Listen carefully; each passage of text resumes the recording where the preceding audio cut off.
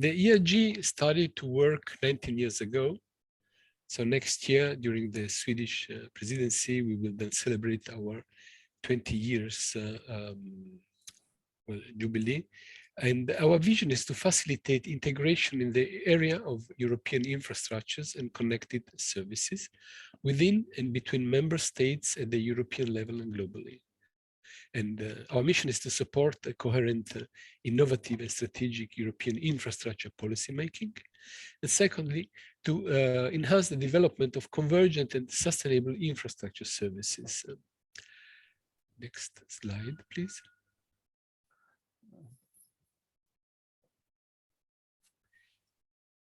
Of course, the reflection of our work are papers, articles, and I'd like to mention some of them.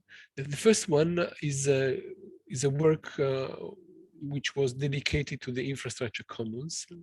Infrastructure commons for knowledge, innovation, and science, and we published them in our roadmap in 2012.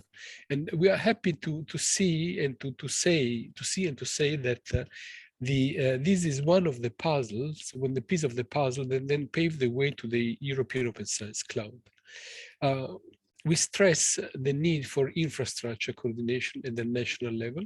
We are a member state organization, and strong national building blocks, enabling coherent and efficient participation in European efforts. So this was highlighted in the roadmap we produced in 2016. And in our paper concerning the role of the national nodes, which was published 2019, we wrote about the implementation of the infrastructure commons and the instantiation of the European Open Science Cloud. In the mentioned white paper we published in 2021, can you please switch the slide? In this paper, we follow up the work from the ERG National Node document, stressing on two levels: the coordination which is needed at national level, the coordination that should be expanded within and across the countries, and the second part is the coordination across networking, computing, and data. In Zenodo, you can find this white paper, and as mentioned, we are preparing the second part, which will be the merging of the views, the moment of truth, and all the insights and findings we are collecting through this series of ERG workshops. Last year, we focused on the resilience of infrastructures, not only because of COVID, but also because of climatic change, and about careers in e-infrastructures and on gender balance. And during the French presidency, as you saw, we are then connecting these ideas and reflections with the huge pan-European developments we are witnessing at this moment. Next slide, please. I'd like to thank the program committee that was chaired by Volker Beckmann from the French presidency, our ERG colleague, and then Panos Argyrakis, Marco Bonac, Panos from Greece, Marco from Slovenia, Jan Gruntorad from Czech Republic, Stefan Hanslik from Austria, all supported by our support project, Jan Vibelitz, Fotis Karayanis, Michael Maragakis, and the new colleague, Bernd Sauruger. Volker, I would like to give you the floor now, give the floor to the French presidency. So thank you very much, Volker. Thank you, Paolo. Volker Beckmann from the Ministère de l'Enseignement Supérieur et de la Recherche. So we lost innovation in our name, but this week, but we are still doing innovation also in our ministry. Yes, as Paolo mentioned, this workshop is under the French presidency of the Council of the European Union, and we organized the program a bit around the main topics the French presidency has for this semester. So we discussed this morning the green and digital transition with the point of view of e-infrastructures. And this afternoon, can be seen under this point of to strengthen resilience and sovereignty in and of Europe, with the point of view of the e-infrastructures. So we are going to discuss the stronger link between e-IRG and Euro HPC, hopefully, with Géant as a very important interconnector in Europe. And of course, this all is happening in the context of the European research area, the ERA, and we are going to discuss also aspects of that. And we want to always measure progress we are doing. So what can be the KPIs across the e-infrastructure landscape, and what role can Eurocris play in there? So I'm very much looking forward to the discussion this afternoon, and give back to Paolo. I thank you very much, Volker. So it's my pleasure now to give the floor to Ignacio Blanquer, IRG delegate from Spain, and Peter Brenneman, IRG delegate from Switzerland. Ignacio and Peter, the floor is yours. Thank you so much, Paolo. Welcome, everybody. We have ahead a very interesting session. It will be we will have first three very interesting presentations from three high-level speakers that are, well positioned in the area of the infrastructure, representing their institutions with a huge experience there. Then it will follow a panel discussion with other three additional panelists that will complement the whole view of the ecosystem. So let me, in order to avoid losing time for this very packed agenda, so let's start with the first presentation. So I welcome Ute Gunzenheimer from the EOC Association. She's going to give a talk on their cooperation with the infrastructure from the point of view of the EOC Association. So meanwhile, Ute shares her screen. Yeah, let me very briefly introduce her. So Ute began on 1st of June 2021 on working with the EOC Secretariat project, and the initial months where the association were being created, being the Secretary General from November 2021. Before joining EOC, she was the head of external relations and EU project at the European Spallation Source. And also she has been the managing director of International Communication Unit and Media Consultant International Holding, right? So he has a large experience on all these research infrastructures in area. So please, Ute, floor is yours. Thank you very much, Ignacio, for this very kind introduction. I'm happy to be here and to see so many of our stakeholders here in the audience.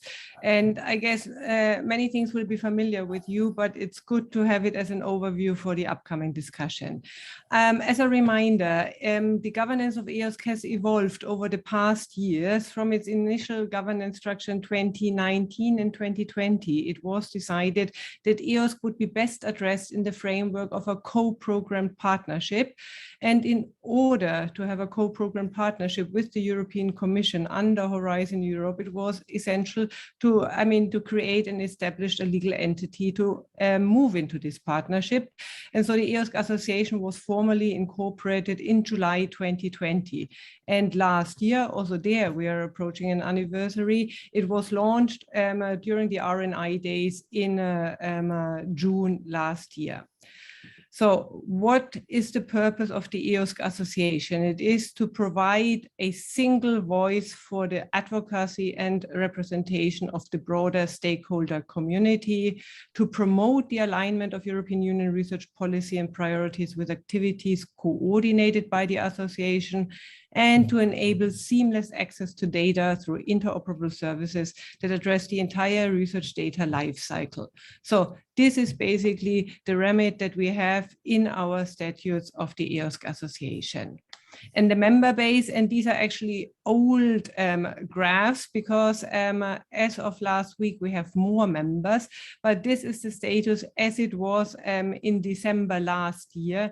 We do have 234 organizations in the association, and the majority of them are members. Then we have the observers with 28% and mandated organizations. And when we look into the different kinds of organizations we do have, then you do see that the service providing organization play an important part in the e-IRG association with almost 35% on the total member base. And as of, just to get the numbers right, as of Tuesday last week, we do have 241 organizations being actively involved in the e-IRG association, 133 members and 78 observers. And many of you here in the audience are in one or the other category. The brain pool of the association are its 13 task forces. And here's a snapshot of some of its co-chairs. We do have 5 advisory groups with addressing key topics. And under those advisory groups, the task forces are organized. And many of them will be relevant for the topics we're discussing here today. And I've seen already some of the co-chairs sitting in the audience. Implementation of e-IRG, where we will then also talk about researcher engagement and adoption. The technical challenges on e-IRG, where our today's moderator, Ignacio Blanca, who is, by the way, one of our directors, is the liaison between the e-IRG Association board and the task forces. Then we do have metadata and data quality, also relevant for today's discussion, research, career and curricula, and then talking about the sustaining of e-IRG, about financial sustainability as well as long-term data preservation. So in those task forces that have been composed through an open call to which we have received 550 almost applications, we have grouped and selected them and evaluated them. And now they are working together, and these are 444 individuals who dedicate mostly their free time to the efforts that we want to make with the e-IRG Association, and we are very grateful for this input. And this is how it looks when we all come together for the very first time. That was actually at our General Assembly last week, where the association met for the very first time in person. Now, the partnership, and I guess you have heard about it already yesterday in the presentation, because we come to that in a minute. Also, Volker plays a very active role in the e-IRG ecosystem. So the partnership is based on a memorandum of understanding between the association and the European Commission. And there, our key point of contact is Director Anna Panagopoulou.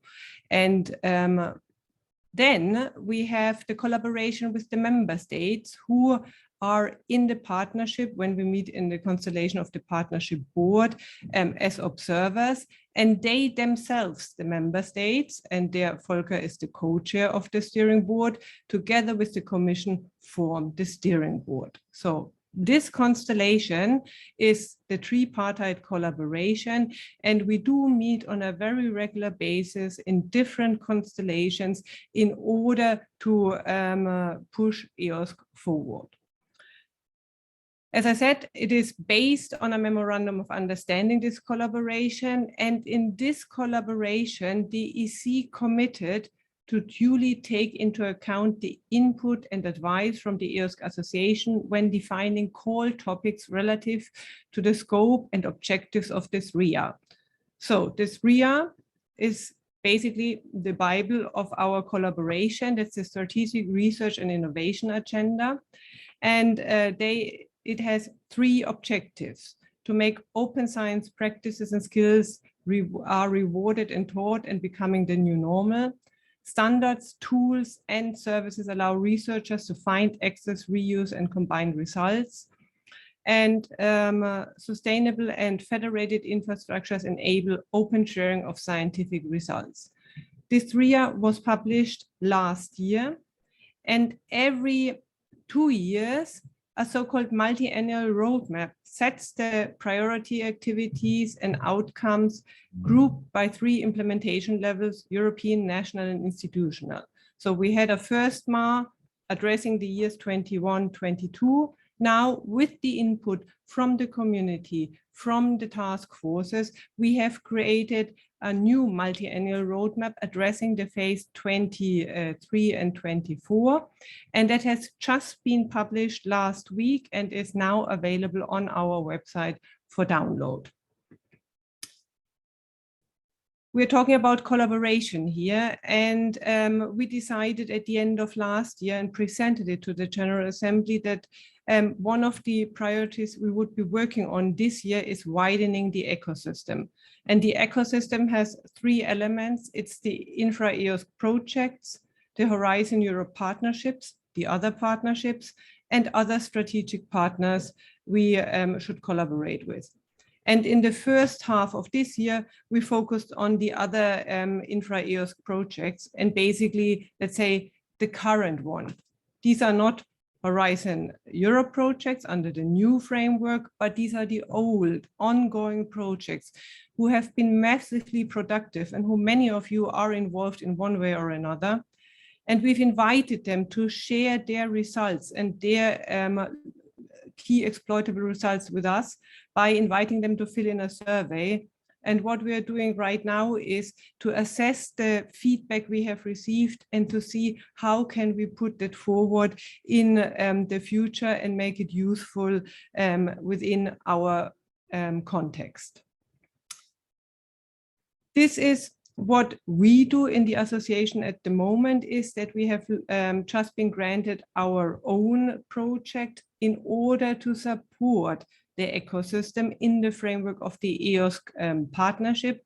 The project is called EOSC Focus, and it will support the activities of the partnership, of our own association, meaning the task forces, and enable to be, let's say, more collaborative as we have been before, maybe because we didn't have the resources for that. Because obviously with the ecosystem we have in place and the active players, we are looking to make the best use of all the input we receive, and to optimize the facilitation of that is one of the key priorities going forward. And since the next speaker is from Euro HPC, I mean, talking to other European partnership is something that is on our agenda. However, not yet prioritized simply because we started at another end, but this is a good opportunity then to connect and to broaden the collaboration.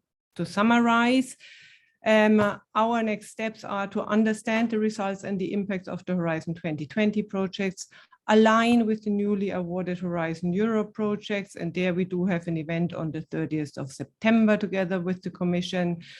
We support and facilitate our own task forces, and we want to close the loop on a national level with the help of our mandated organizations. So that was a broad overview on what's going on in the association right now, and then I'm happy to discuss it further in the discussion. Thank you so much, Ute, for your very intense and descriptive presentation, outlining the EOSC Association as a forum for the different stakeholders to meet and discuss, right? And then I also forgot to mention that the questions should also be put on the chat, and also I will invite the speakers to answer the questions there and let some of them that are longer for the discussion. So thank you so much. So let's move to the next speaker. So next speaker is Josephine Wood. So she is acting as head of unit strategy and governance at the Euro HPC joint undertaking. She joined the Euro HPC joint undertaking in September 2020 and responsible for planning and developing the work program. So she's an expert in EU policy making, has worked for the European Commissions and the European Parliament, and also she was a member of the cabinet of the Commission of Neelie Kroes, responsible for institutional affairs, digital policy, international equality uses. So thank you so much for being there. And yeah, you have 10 minutes for your presentation. Okay, so bear with me because I need to try and share it. And this is always the bit which I hate the most. We don't use Zoom at the JU, we're a Teams family. So bear with me.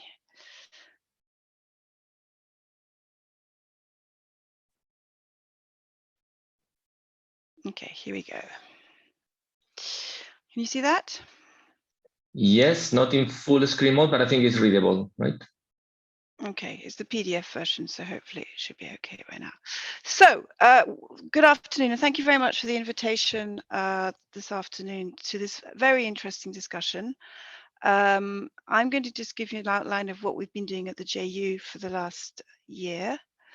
Firstly, I want to talk about, just to bear in mind, this is what I'm currently calling you from Oslo, where I was at the Nordic Research Council meeting, where we're talking just about this e-infrastructure. So I've been meeting with colleagues from IRG Nordic, Uta, which have been very interesting, and I'll tell you about that later. We, the joint undertaking, are a public-private partnership. So we were founded under Article 187 of the treaty. We were created by council regulation in 2018, and we've been autonomous since September 2020. So like IRG, we're also in startup mode. And we are also developing our strategies, but unlike IRG, we have a very clear remit set out by the regulation, and that's what I'll explain to you in a second. Our headquarters, as you can see from this pretty picture, are in Luxembourg, and we're a small team of 14 employees, and we are recruiting over the next year or so, and we will be about 50 people when we end our recruitment. We have a governing board that manages that helps us manage our day-to-day work, made up of 31 participating countries, so representatives from ministries of research, generally speaking, the European Union, and private partners. Our private partners are European Technology Platform, ETP for HPC, so that would be the private sector responsible for high-performance computing, the BVDA, which is the private sector looking after data, and Quick, which is our new team, which is our new private members, which are the quantum manufacturers or developers anyway at this stage. Our governing board meets regularly, and we have, just for a little bit of governance, our annual work plan is developed on the basis of our regulation and is adopted by our governing board. And then we launch calls and procurements on the basis of the work plan that we get adopted, that is adopted once a year.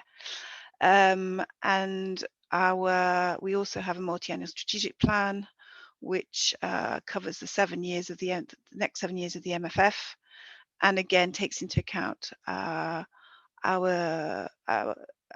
mission that's set out in the regulation, and of course with support from our governing board members and other key stakeholders. So our mission, what is our mission, and what are we about? We are about first 3 basic missions on behalf of one. So we are there to pool the resources of our members, and we are there on their behalf to deploy, develop, and extend the world's supercomputing, quantum computing, data infrastructure ecosystem in Europe. We are there to support the development of innovative supercomputing components, technologies, applications to underpin the European supply chain. And we're also there to widen the use of HPC and quantum infrastructures to a larger number of public users located in Europe, and to support the development of key HPC skills for the sector. Our first challenge is infrastructure. And for the last year or two, all we've been doing is procuring.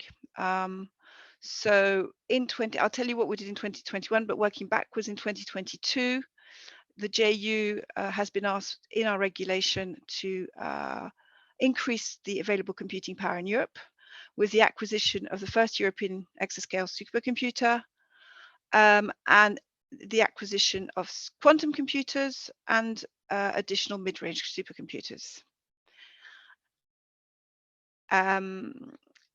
We are there also to develop an ambitious research and innovation program, which will support technologies and applications in part in order to come up with to develop technologies developed in Europe for future European HPC systems.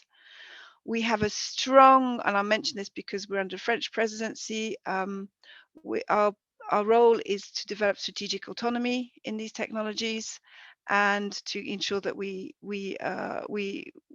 create an ecosystem for European scientists to use in Europe.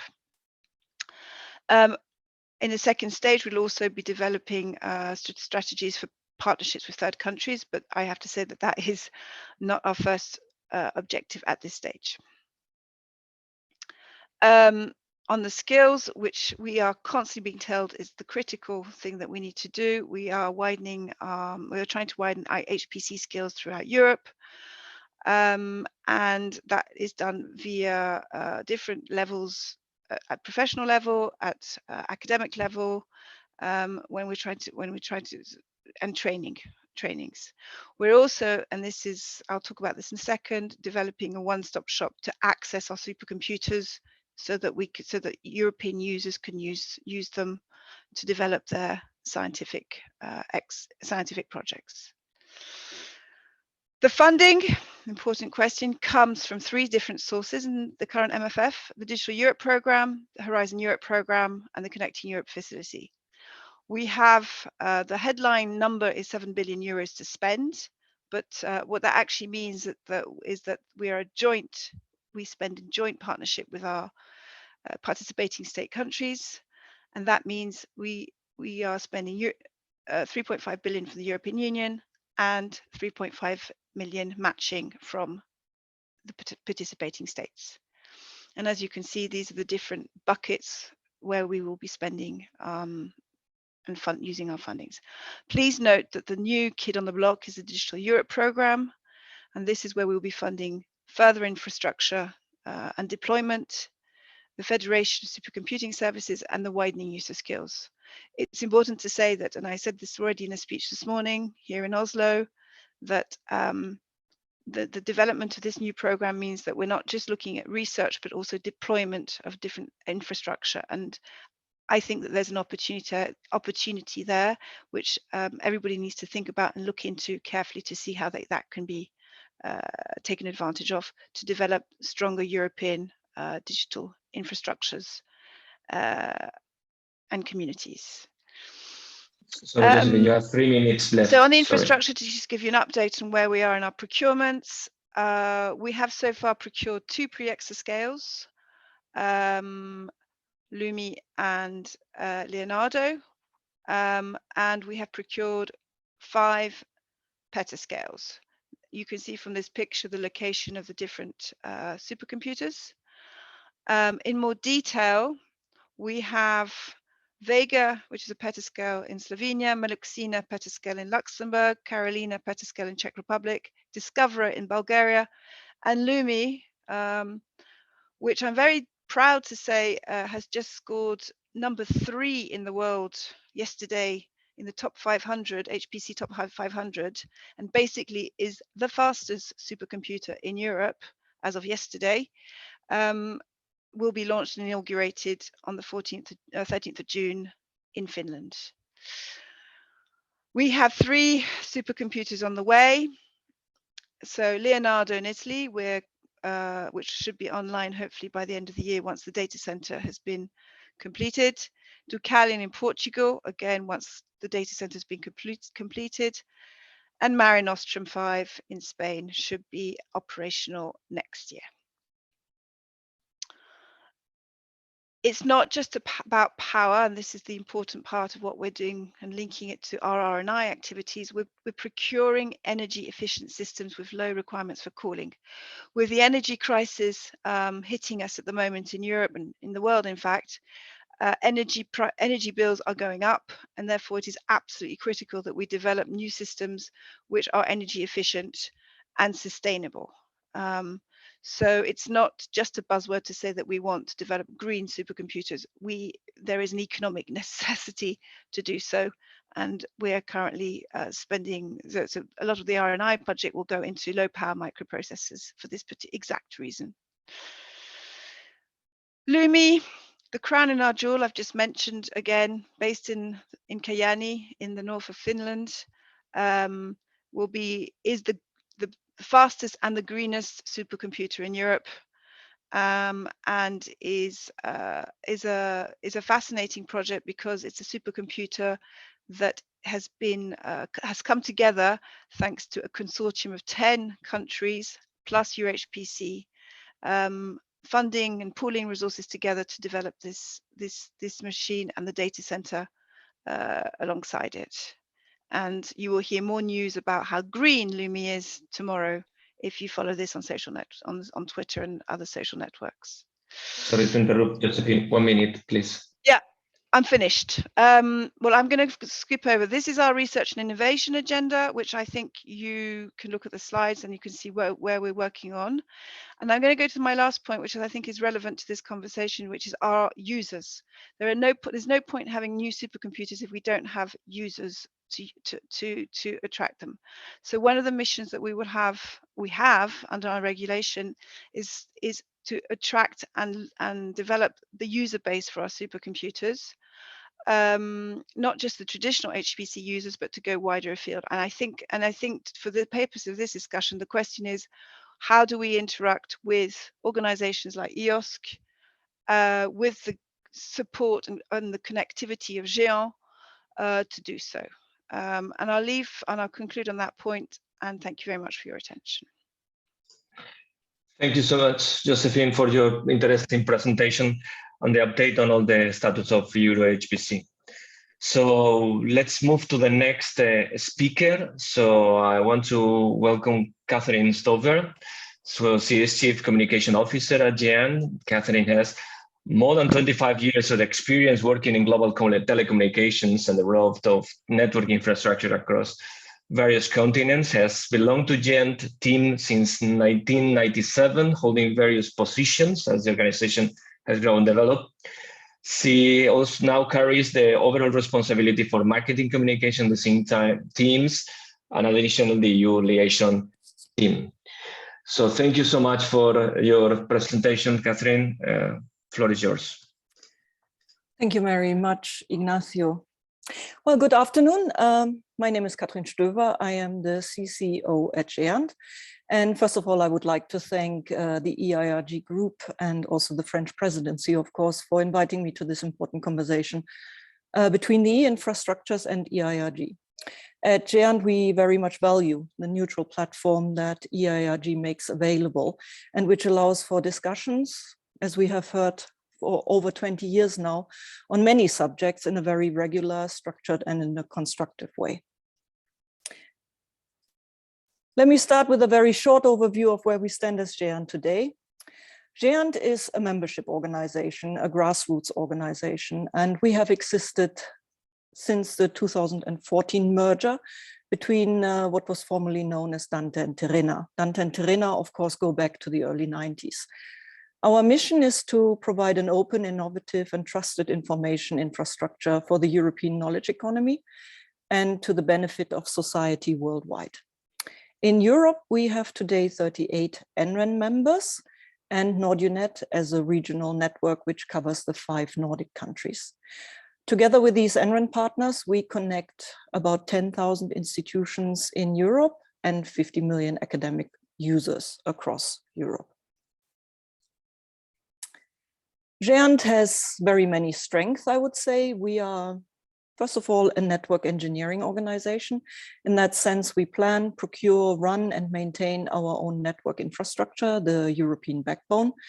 But we're also a strong project management organization. Over the last 20 years, 25 years, we have been running many European infrastructure projects. And this slide gives you an overview of the projects that we are currently involved in and the rough subject areas. So we have infrastructure projects, trust and identity projects, network projects, also in other world regions such as Africa Connect, which has the aim to interconnect the African NRENs into regional backbones and into Géant.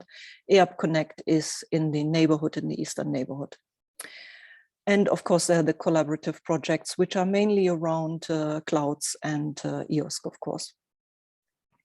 We also have very particular expertise in procurement of connectivity and services, but we are also quite a policy-aware organization in Géant itself on a European level, but of course also via our NRENs on a national level. While our mandate is, of course, mainly focused on Europe, our network reaches beyond Europe.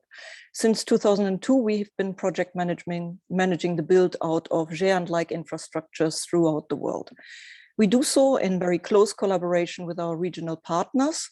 And today we interconnect over 100 countries into what we call the fabric of globally interconnected NRENs. So all of these countries that are colored here have NRENs and they're all interconnected to each other, which really means that scientists from a connectivity point of view can fluently speak to each other. But what I find is most important here is that this is not simply a global data communications network, but it is also a network of interconnected people. It's a network of community. We have a portfolio of trusted relationships with NRENs around the world, and that allows us then to also work across continents in very high profile and also complicated and difficult activities, such as, for example, the collaboration recently or over the last 5 years really with Red Clara on the Bella submarine cable system, where GÉANT, Red Clara and commercial partners have introduced the first submarine cable system transatlantic between the Latin American continent and Europe.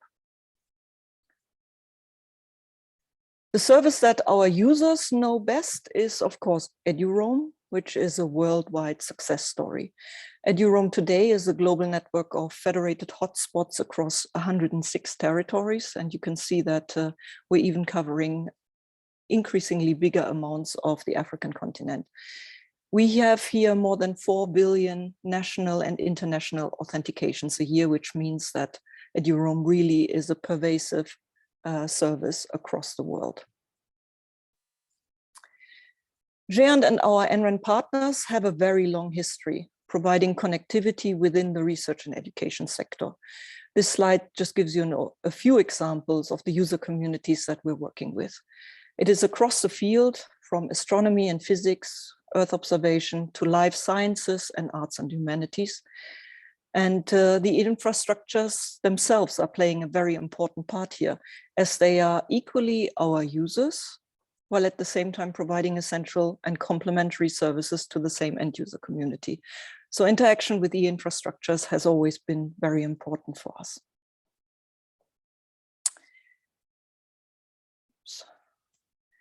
As I said earlier, we are active in quite a subset of projects. They are all funded or co-funded by the European Union. At this point in time, our main project is the GN4 project.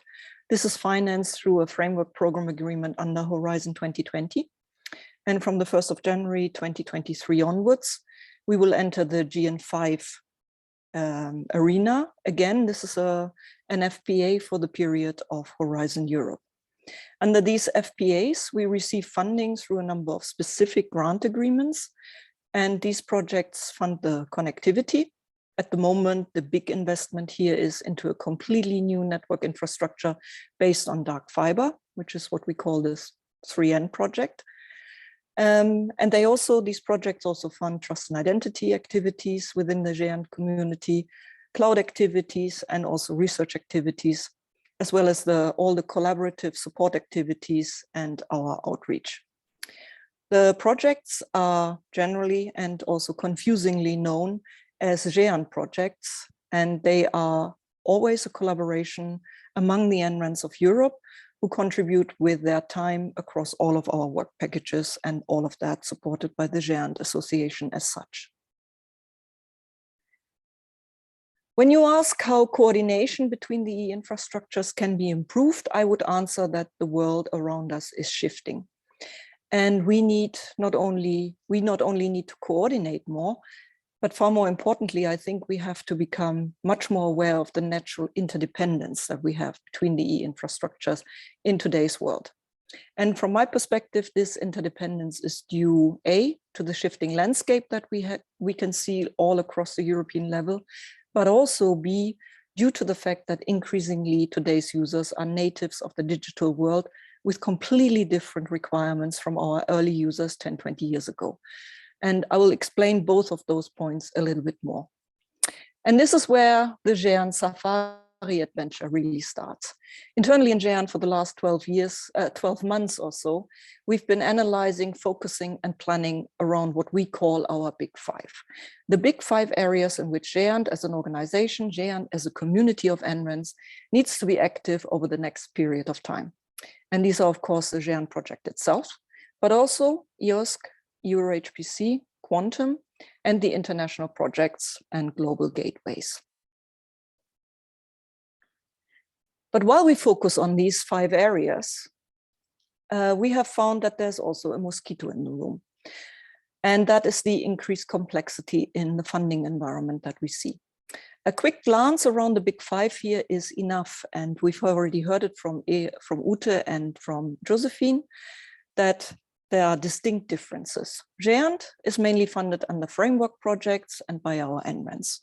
IRG is a co-program partnership under Horizon Europe, and EuroHPC is a joint undertaking, where funding, for example, in our area, connectivity and hyperconnectivity is funded under the Connecting Europe Facility, CEF.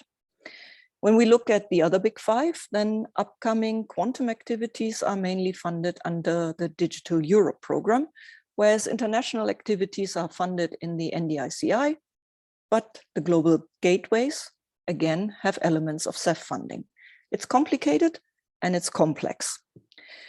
And then there are increasing amounts of new policy and also legislation, which is our savanna here, really. We have seen the introduction of the digital decade and the global gateways. We have seen new data legislation in the form of the Data Services Act, the Data Governance Act, the NIS2 directive, the cyber resilience activities. New data lakes are being built. In these data lakes, data is becoming hybrid. Europe needs standardization, security, sovereignty, autonomy, while at the same time ensuring leadership in the global race. It is by now a full-time job to ensure that at JAN we understand where we are positioned today and where we want and need to be positioned tomorrow. We need to be compliant. And this is just Europe, that's just the European level. Our NREN partners are facing increasing complexities also in their national environments. And sometimes these savannas are not the same, they're quite different. 1 minute, Catherine, please. Yeah, I'm Thank done. you. I'm almost done. And my second point, most importantly to us all, is of course researchers and scientists. The users have changed, not just in how they look, but also in who they are, what skills they have, what priorities in life, and ultimately in what they look for and what they expect from any service we provide. This is, of course, as true for you as for the JAN user community. For many years, JAN and NRENs have provided that indispensable infrastructure that has been the pillar of science and education. But the users of 2022 are radically different from the users in the 80s and 90s, the time when most of the NRENs have started to rise and establish themselves. Even a sentence like connecting to the internet no longer makes sense to a generation which is always online. New distributed applications, new models of collaboration, new scientific fields have emerged, and they have completely different requirements in terms of usage of the e-infrastructures. Modern science has shifted its focus from connectivity, infrastructures, and tools to data. We now have concepts like data objects, data sets, metadata, and they are the daily currency of computational science. In the environment that I've just described, finding ways to keep serving our user community is paramount to keep JAN and e-infrastructures relevant. We need to satisfy the user needs. Even better, we need to anticipate them. And since their needs are shifting in the direction of more integrated and comprehensive data-oriented services, JAN and the e-infrastructures have to work together in order to facilitate this. And my last slide. As e-infrastructures, I think we have been collaborating and working together for many years now. For a long time, these collaborations were around DI4R events, and certainly our friends in EGI will remember those. And they were underpinned by agreements and MOUs. Then came EOSC and a bit later EuroHPC. Normally in these moments, one shows a picture from the past, but I would like to keep it future-oriented. Here's the representatives of NRENs in the EOSGA, which was held in last week in Brussels. This is a wonderful picture, which shows the close collaboration of the two communities. Many NRENs, as well as JAN, are members of EOSC. Various NRENs are mandated organizations. We certainly are set up to collaborate successfully. And in a very similar way, we've been part of the landscape of HPC, of the HPC community, and have been supporting the HPC community for more than 15 years. We have been providing the network to Praise, and we've been joining and playing an observer role in many of their projects, and we're now closely following the development of EuroHPC. So I believe that we fully understand our bigger role in the forming and shifting landscape, and we're happy to continue to step up with our expertise, which we have formed over the last 30 years, bringing Europe's scientific community together through the e-infrastructures. Thank you. Thank you so much, Catherine, for your presentation. So with this third presentation, we enter in the panel session. So before having the discussion of the panel, I would like to invite the three speakers that were not present in the talks to have a short introduction and a short presentation. So let me start with Tiziana. Please, Tiziana, if you want to share your screen and have a short speak on that, 1-2 minutes. So let me first introduce Tiziana. Tiziana is the director of the EGI Foundation. She holds experience in European science policy and governance, open science commons, international standards, service management in highly distributed federated data and compute infrastructure.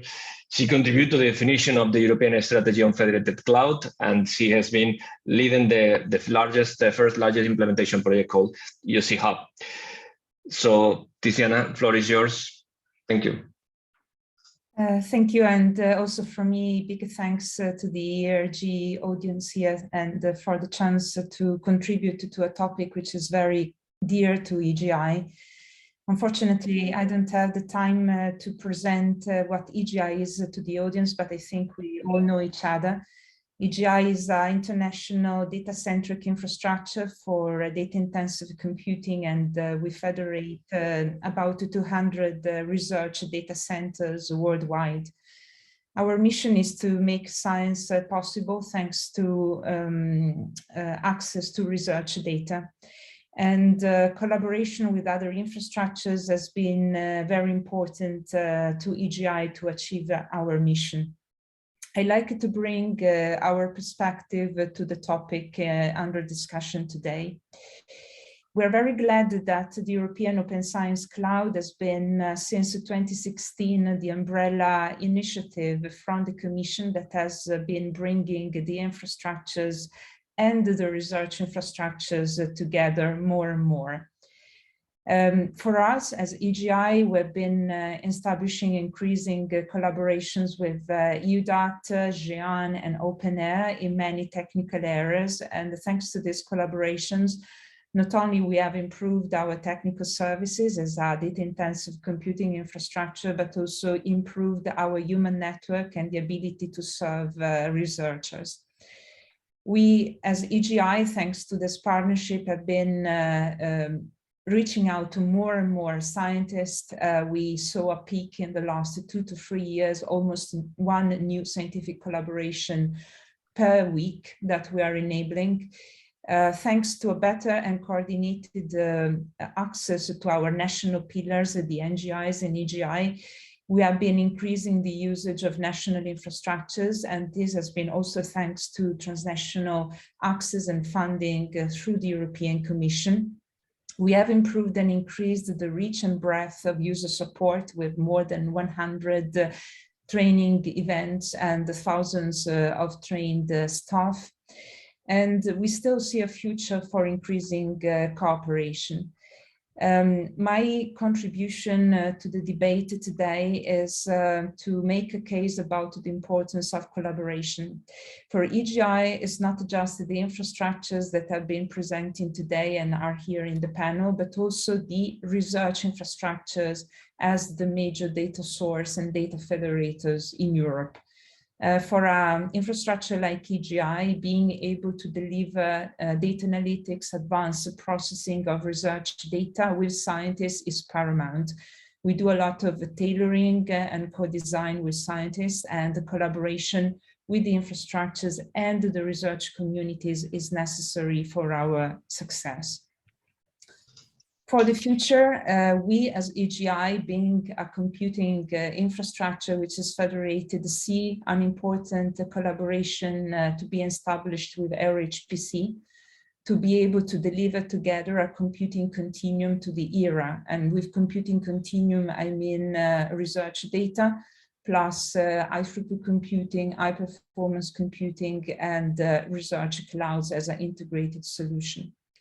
What we see as a gap still to be addressed is the need of a governance which allows the infrastructures which have this pan-European relevance to work together, and to work together through a very clear governance framework which ensures the scientists that this collaboration will continue for the longer term. And these are my two major points for the debate today. Thank you. Thank you so much, Tiziana. Next, let's go with Natalia. Natalia, please share your screen. So Natalia Manola is a research associate at the TINA Research Innovation Center at the University of Athens. So she's the managing director of OpenAIR, and since 2009, a pan-European infrastructure supporting open access in all scientific results, as well as the coordination of OpenAI Tech. So please, Natalia, be brief. Yes. Thank you. Okay, I will try to be brief, and I think, this is a discussion, this is a starting discussion, and we would like to thank e-IRG for facilitating this discussion. What I would like to say is that I'm the CEO now of OpenAIR, because OpenAIR is a legal entity, it's a non-profit organization for the past 4 years almost, with 47 members from 34 countries in Europe. And what I would like to offer in the discussion is, some reflections about the infrastructures, because when I saw the title, it was about networking, computing, and data. And what I think and what we think is that the infrastructures are not just about network and computing. Data is there, and data for many is about horizontal services for scholarly communication, which are the interface how researchers exchange, publish, discover data. And this is something that we would like to have a focus on. And then what is happening, as Catherine said, is things are changing. We are emerging. Researchers are changing. Research paradigm is changing. And one of the key reasons is open science. So open science, what we see, it has a huge effect on the new scholarly communication environment. And what we see from our side is that, of course, data centers are in the center of networking, computing, and hardcore services, but libraries are also in the center. And this is something that has to be taken into account when we're talking about data and curation and all of the scholarly communication services. What we have seen as facts is that the infrastructures, they have built a trusted network for more than 10 years now. And what we need now in this new area is we need to build on this. We need to take advantage of this, not just rebuild from scratch. And the other thing is, and this is being proven now every day, is that the infrastructures are very good service operators that provide, not only the core, but also in the exchange. So why are we talking about the infrastructure coordination and collaboration? I will take it from the side of the researcher. Research now, so we have now what I think is we have some artificial boundaries, because this is how we started in the beginning. But now researchers are changing and they are requiring the holistic approaches. No boundaries when I'm doing my research, when I'm discovering the data, processing my data, publishing data. They need, what do they need? They need trusted services. We can't sell them anything that we feel like selling. Then on the high level is ministries and decision makers are not very keen in trying to understand the boundaries or to understand the clashes of what is happening in every country. And if we're honest, we know of these things. So what we need is we need instruments and funding instruments that will cross these artificial boundaries and will find roles and responsibilities in each country. And then what we see is that, as Catherine said, is, we see a bit of confusion from our members. So, where do they fit in the e-IRG? Where do they fit in this new paradigm? And this is, members, we see that members participate in more than one infrastructure. They get confused. Why? Because we have made, our roles clear. So what do we need? I mean, as people said, we have, I think both Tiziana and Catherine, is that we have been working together. We have been collaborating, but we have been doing that on an ad hoc level, no strategic alignment, and this is missing. And what we see, because we all participate in e-IRG Future, it has showcased the capacity and capability of how e-infrastructures can come together to deliver seamless services. What are the common touching points on operation, interoperability, on training? And I have to say, even the journey may be bumpy sometimes, I think we're doing well. And then what we need is an urgent need to pursue a more aligned coordination. We need a structure, perhaps a structure umbrella for governance, common view, models exist. And what I would like to put on the table, for e-IRG, because I'm not very familiar with the e-IRG developments or strategic views, what is the role of the e-IRG or other bodies in this overall collaboration and coordination? Thank you. Thank you so much, Natalia. So let's go to the last presentation of the last panelist, which is Deborah Testi. So please share your presentation. Yeah. So Deborah has a PhD of bioengineering by the University of Bologna and has been acting as a principal investigator in several UC-funded projects and part of the HPC and cloud technologies team in projects like HPP, Phoenix, UC Hub, and eHPC Europe. She's part of she's member of the Praise Board of Directors and of the EUDAD CDI Secretariat. So please, in 1 minute, 2 minute maximum, Deborah. Thank you. Yeah, thank you very much for your introduction, Ignacio, and thanks for the invitation of being here today. I think it's a very nice opportunity for us to start and build the basis for this, to discuss the challenges of infrastructure collaboration. So as for the other, just for the sake of time, I will not describe what USET is about in detail, but in few words, is a collaborative data infrastructure, which is now a network of 27 institutions across all Europe. And the main aim of UDAT is to provide interoperable services. Oh, sorry, Deborah, to interrupt you. I don't see the screen. We don't see the screen. Oh, why? Sorry. Let me. It says that you have initiated the function of sharing, but not. It says that it's sharing, but probably not. Let's see what's going on. Oh God, seems my computer froze. I cannot even ask the. I think I can. If you give me 1 minute, I can. 1 second. I can share the screen for you. Give me 1 second to download the slide. If I can. Deborah, you have first to stop your presentation mode now, in order that. Thanks. Can you hear me? Yes. Okay, yes. So because everything in my computer froze suddenly, sorry for that. So I couldn't even manage to change anything on my Zoom. Sorry for that. I can try again if you want, Ignacio. Sorry. I have it ready. Shall I share? Yeah, that would be perfect. I mean, yeah, that would be perfect. Thank you, Jan. Wait, then I have to find it here on my various screens.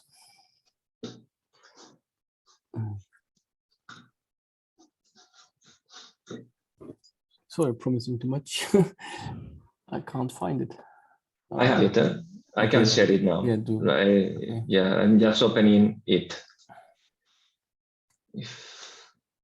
Sorry for that.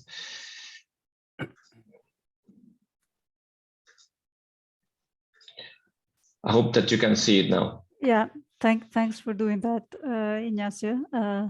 So I apologize again for the problem. So yeah, so I was saying that our main UDAT main objective is to offer horizontal services to allow data management, enable data management workflow for researchers.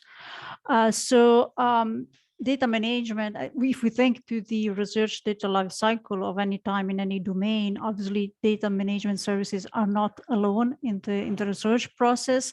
So the collaboration with other infrastructure is for us key to serve users and the wider research communities.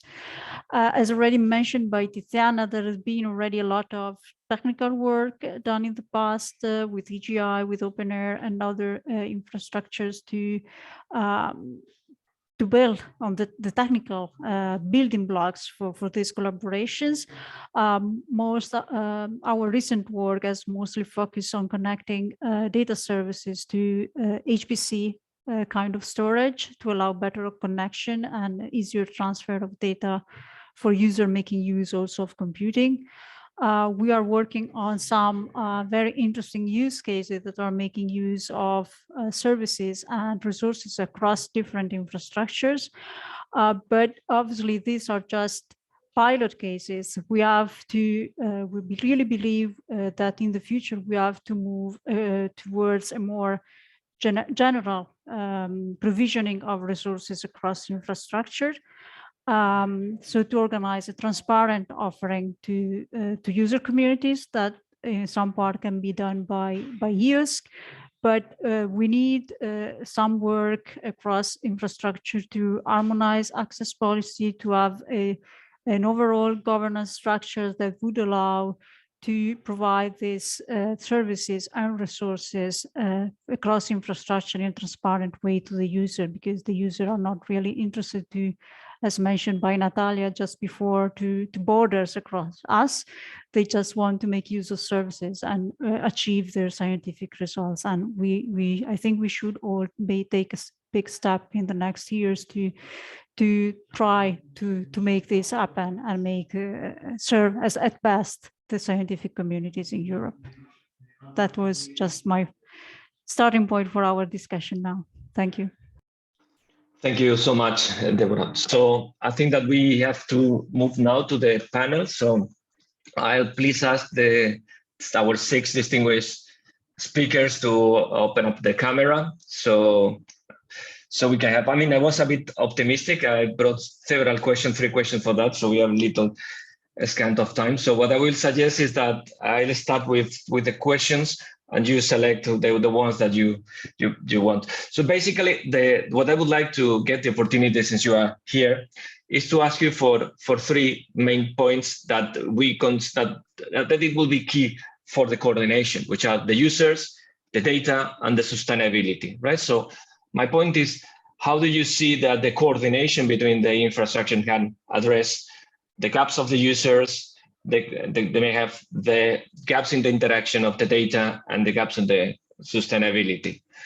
So let's start with the users. So I don't know, maybe you can raise your hand, or if not, I can trigger. Maybe Tiziana, do you want to start with this point? Oh, sorry, and then Natalia. Yes, users are always at the center, and succeeding as infrastructure means that we always keep in mind their needs and evolving needs, as Catherine said. From an EGI perspective, it was very useful that through the European Open Science Cloud, we could finally work together with our infrastructures, but also with the research infrastructures on the S3 roadmap to jointly deliver assets that otherwise would be disconnected and promoted through independent channels.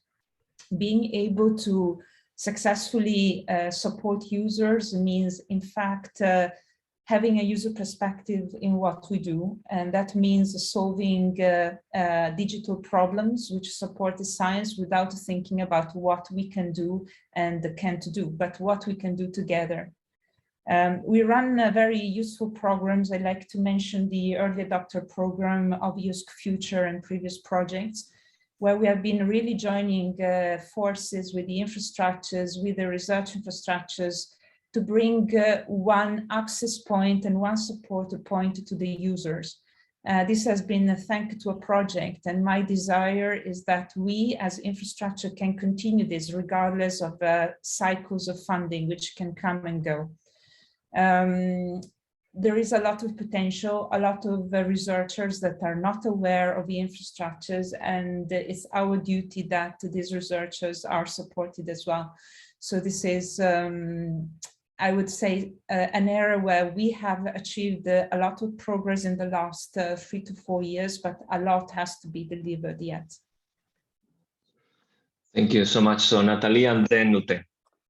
Yeah, so if we stick to users as researchers, because there are many other types of users when we talk about EOSC or data or that, I think what we need to realize, there are two things that we need to realize. First of all, that infrastructures, we only have access to our users, to our members.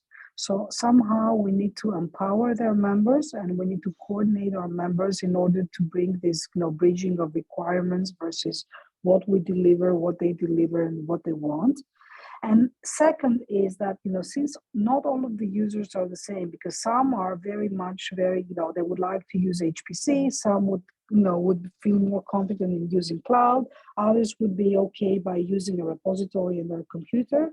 So what we need to understand is that there are many, many flavors in researchers. And what we need is, what I believe is that we need somehow to join forces and reach out to these users, and maybe in a more professional, a more commercial-like or more business-like way. Because, in the past, we think, we develop, and we expect them to uptake. And this somehow has to change. Okay, thank you, Natalia. Ute? I would just like to report a little bit about very recent developments that we have within the association. I mean, we're in the privileged situation that we do have a number of international and European research infrastructures being member of the association. We have 17 of the ESRI projects and landmarks being members or observers. And we are going to have a more intensified dialogue with the so-called ESRI science clusters. We've started it right after the General Assembly. And also with ESRI, with the forum itself, we are going to intensify the dialogue now.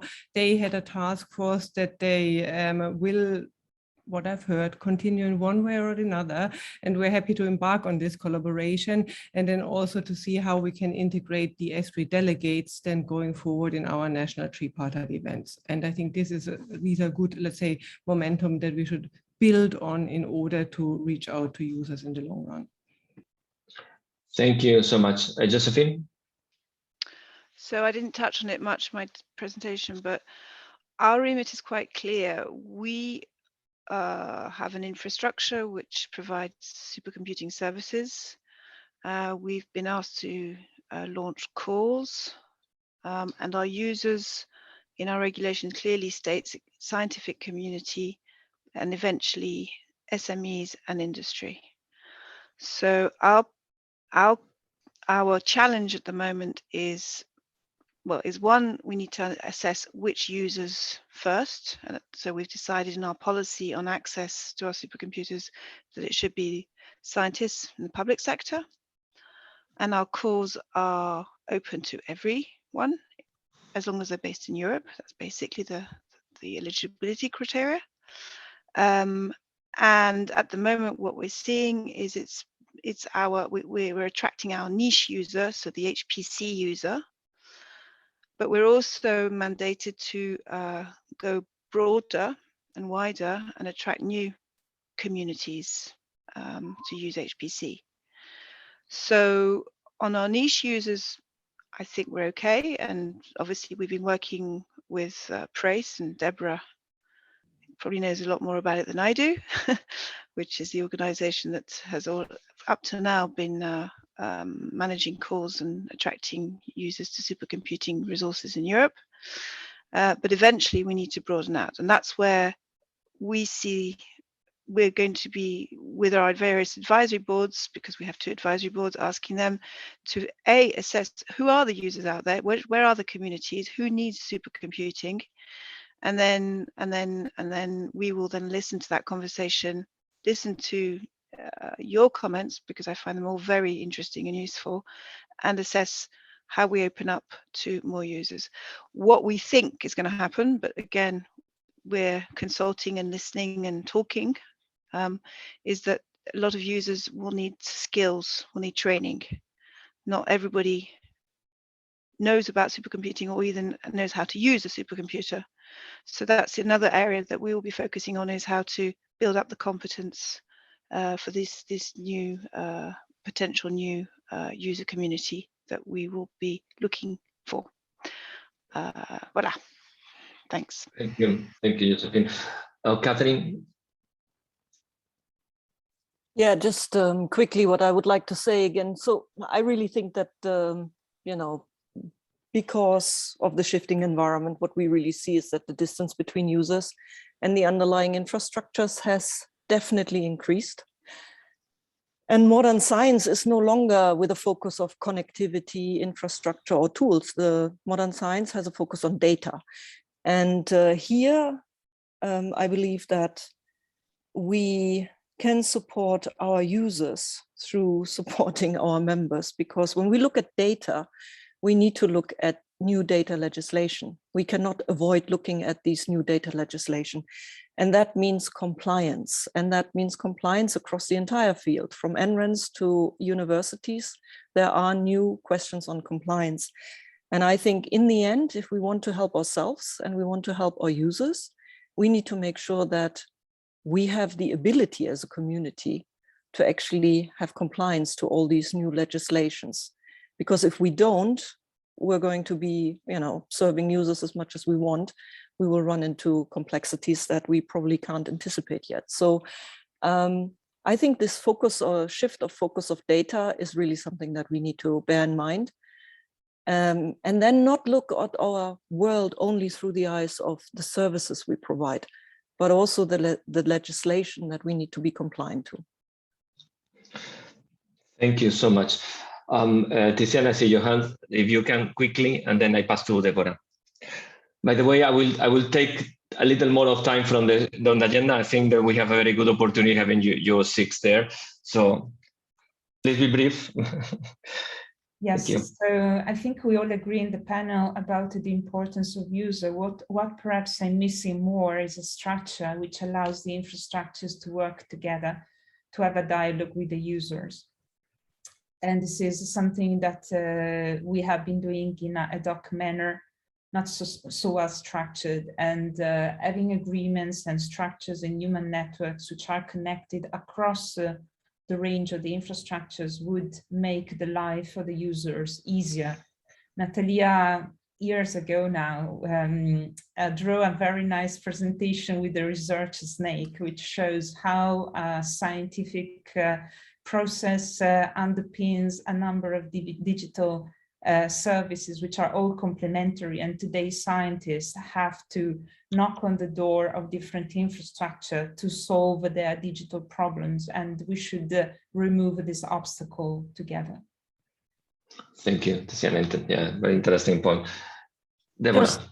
Just a very quick comment. So apart fully supporting what Tiziana just said, so removing barriers for users to access different set of services from different infrastructure and different providers is probably key, but we have also to keep in mind that if we've switched the focus more on data, we have to keep in mind that the time span the user expects to make use of the services is very different from computing. So in that case, we have to think of access policies and sustainability that goes across multiple years and not just a couple. I mean, normally users would like to store data for 5, 10 years or even more. And so whatever governance structure we can think of, we should take into account the different time span that the different kind of services and resources are asked by the user, because this says in terms of sustainability might have a different impact. Okay, very interesting point, thank you. I think we have several reactions from the audience, so I think it will be worth to give them floor. Please, Panos. Yeah, hello. Thank you very much for all these nice presentations. As a user, because this is what we're talking about, I would like to ask you the following point. I've been involved personally in several projects, from FP6, 7, the Horizon projects, and so on. with several dozens of different scientists. And my feeling as I deal with these people is that many of them, a large number of them, are not aware of these services that we have been talking all this morning. They're not aware even of the term e-IRG or of the term open air or GEAN. They've been working very successfully.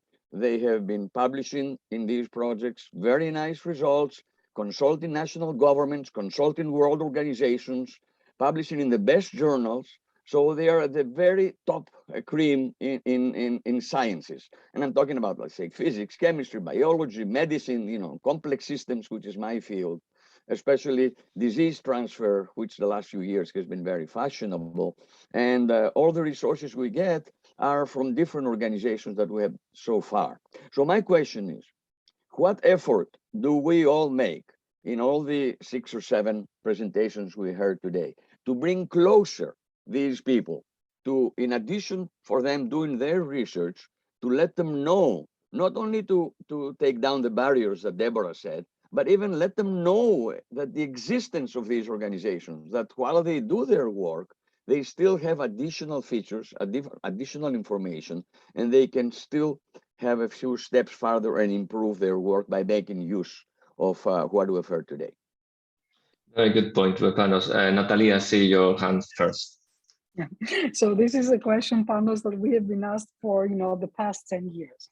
I can have an opinion and others can have, you know, theirs, is that the role of the infrastructure is not so much to reach the users for OpenAIRE, to reach the users so that every user knows OpenAIRE is Google. But what we would like is to empower our members, is that they provide the services. Can I give an example? So an example in Greece is by, you know, and Catherine is here, is by GRNet, because I know that you're involved. So everyone or many people know of GRNet, or they know of their network operation centers or data centers, which are federated by GI, which are federated by GEANT. On the other hand, people know of Zenodo. You know, many researchers, know of Zenodo, which is an OpenAIRE, and not OpenAIRE, you know, OpenAIRE / service. And this is, you know, this is special. Should they know of OpenAIRE or should they know of Zenodo? So this is a question that we need to ask ourselves, and, you know, the e-IRG Association also, because our role is to federate, our role is to connect, our role is to empower.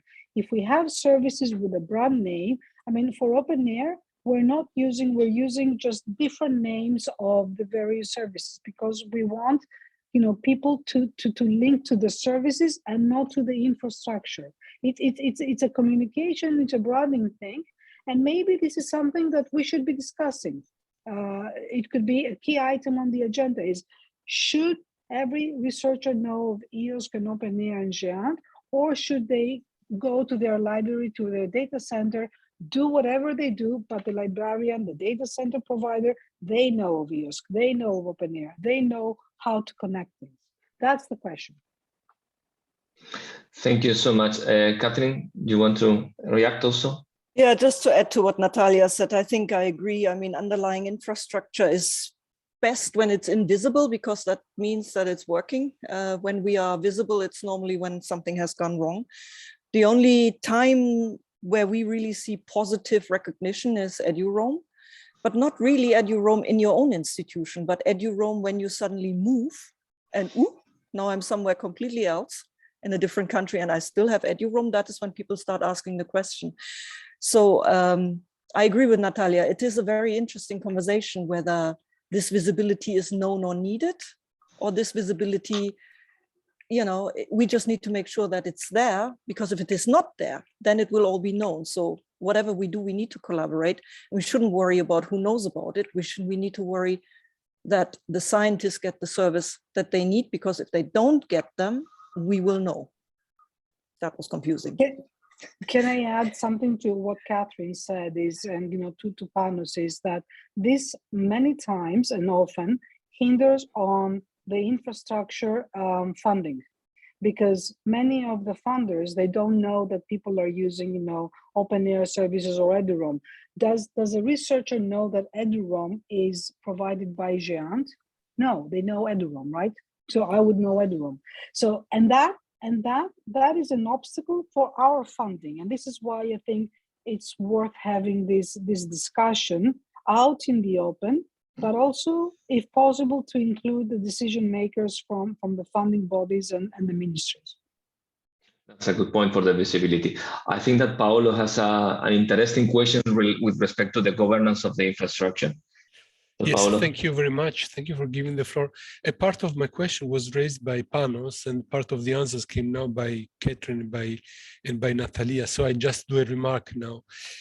Each single discussion that was raised the last years was always triggered by the issue of data.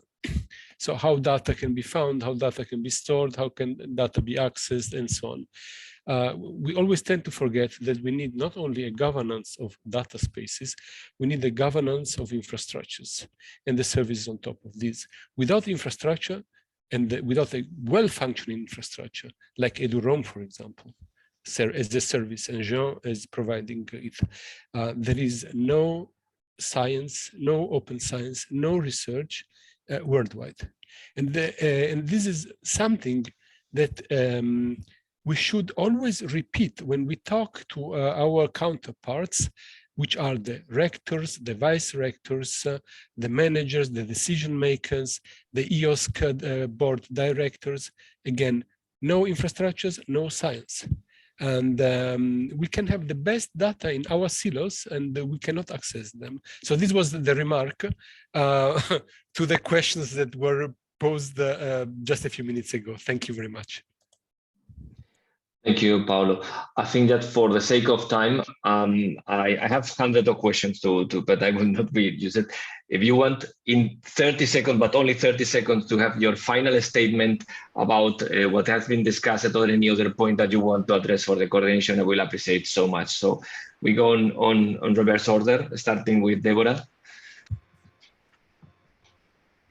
Yeah, thank you. So so I think as we said, the key point is to find an overall cross infrastructure governance and way to seamless provide service to user, as just said, even not without the user having to know each one of us and having to knock at each one door, but of being able to offer them in a seamless way, solving all the sustainability and access policy, different access policy issue that we have ahead. So probably not easy, but I think is the way we have to go forward.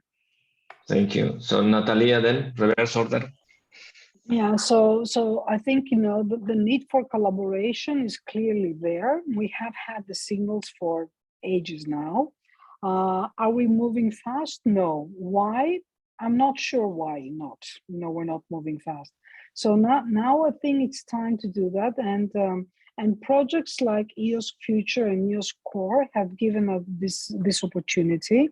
And one of the things that we will do in the fall is to have, you know, based on the exploitable results of EOSC Future, which are the core functions, is to showcase how infrastructures can work together in order to deliver a series of webinars, plus how our members are working at the national level to deliver the national part, you know, of EOSC. So hopefully that this discussion will not go in vain. It's in our hands. Thank you, Natalia. Tiziana, your turn.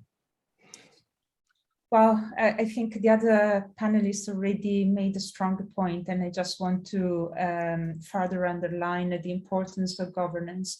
Ute already mentioned the clusters, so groupings at the scientific level that are in the making to bring together the users and the research infrastructures. I think it's timely now that the infrastructures come together in a similar way through a grouping, and which is also a sign towards the funding agencies nationally and towards the European Commission and towards the users that the infrastructures can work together, leveraging their strengths. And the second point we want to raise is the importance of national funding for these horizontal infrastructures. We give it for granted, but in the EGI experience, this is not even established in every country. Not all countries have general purpose horizontal infrastructures where they can store, deposit data and process it.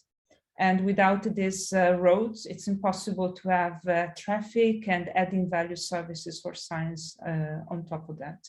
So this is also a plea that national funding bodies also ensure enough continued funding for these strong national pillars. Thank you so much, Tiziana. Catherine. Yeah, I would like to talk a little bit more about the data. And I think when we talk about data, what we need to make sure is that this is trusted data, secure data, safe data.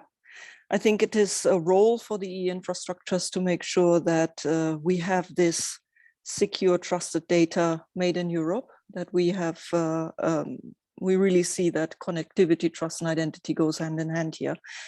Because if we do create all these data lakes, we need to make sure that, you know, we don't get that one drop of toxic data that's going to spill the entire lake. So we need to make sure that there is trusted and secure data when we talk data. Thank you so much, Catherine. Good point.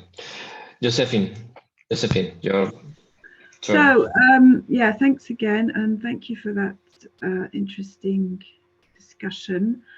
On the user side, we need to understand who our users are and the different user groups out there.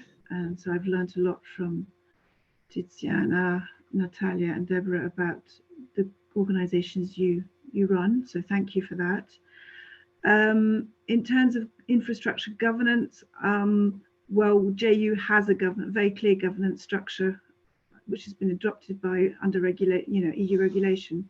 So I think we should explore, the word governance is complicated and we should explore a bit deeper what you mean by governance.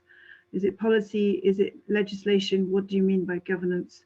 Because from my perspective, in sitting in the JU, we are already very clearly governed. It's more a case of how we collaborate with other organizations and what kind of structure that takes, what kind of form that takes place. Bearing in mind also that we are also funders. So it's an interesting point, but it's something we need to think about very carefully.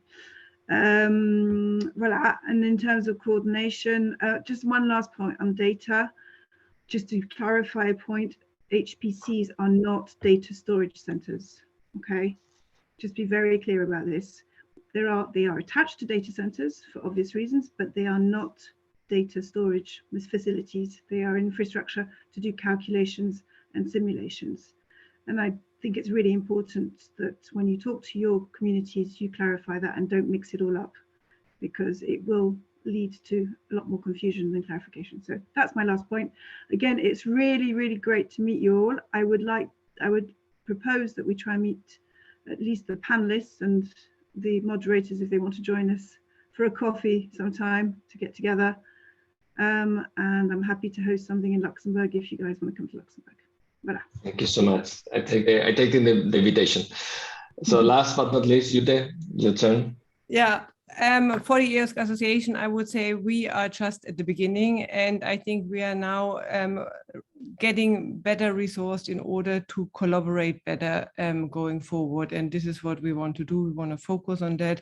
And as I said, we are ready to do that and have to be more specific maybe than we had been in the past. Simply, we didn't have enough resources. So I'm looking forward to the collaboration as well. Thanks very much. Thank you so much. So thank you very much for all the panelists for their input, for the presentations, for the discussions, for the answer. It was really, really interesting. Apologize to the organizers for taking part of the time from the next session. So I just want to close with a big applause to this panel and hand over to Peter for the managing the following part. Thank you again. Thank you. Thank you, Ignacio. I can just agree on what you just said. Very interesting comments and very interesting discussion. So I propose, due to the time constraints, that we go right away. We have 3 more presentations that will complement quite well what was discussed before. The first presentation will be on the new ERA policy agenda. So Sergey, if you can share your screen right away, I will try to introduce you in the meantime.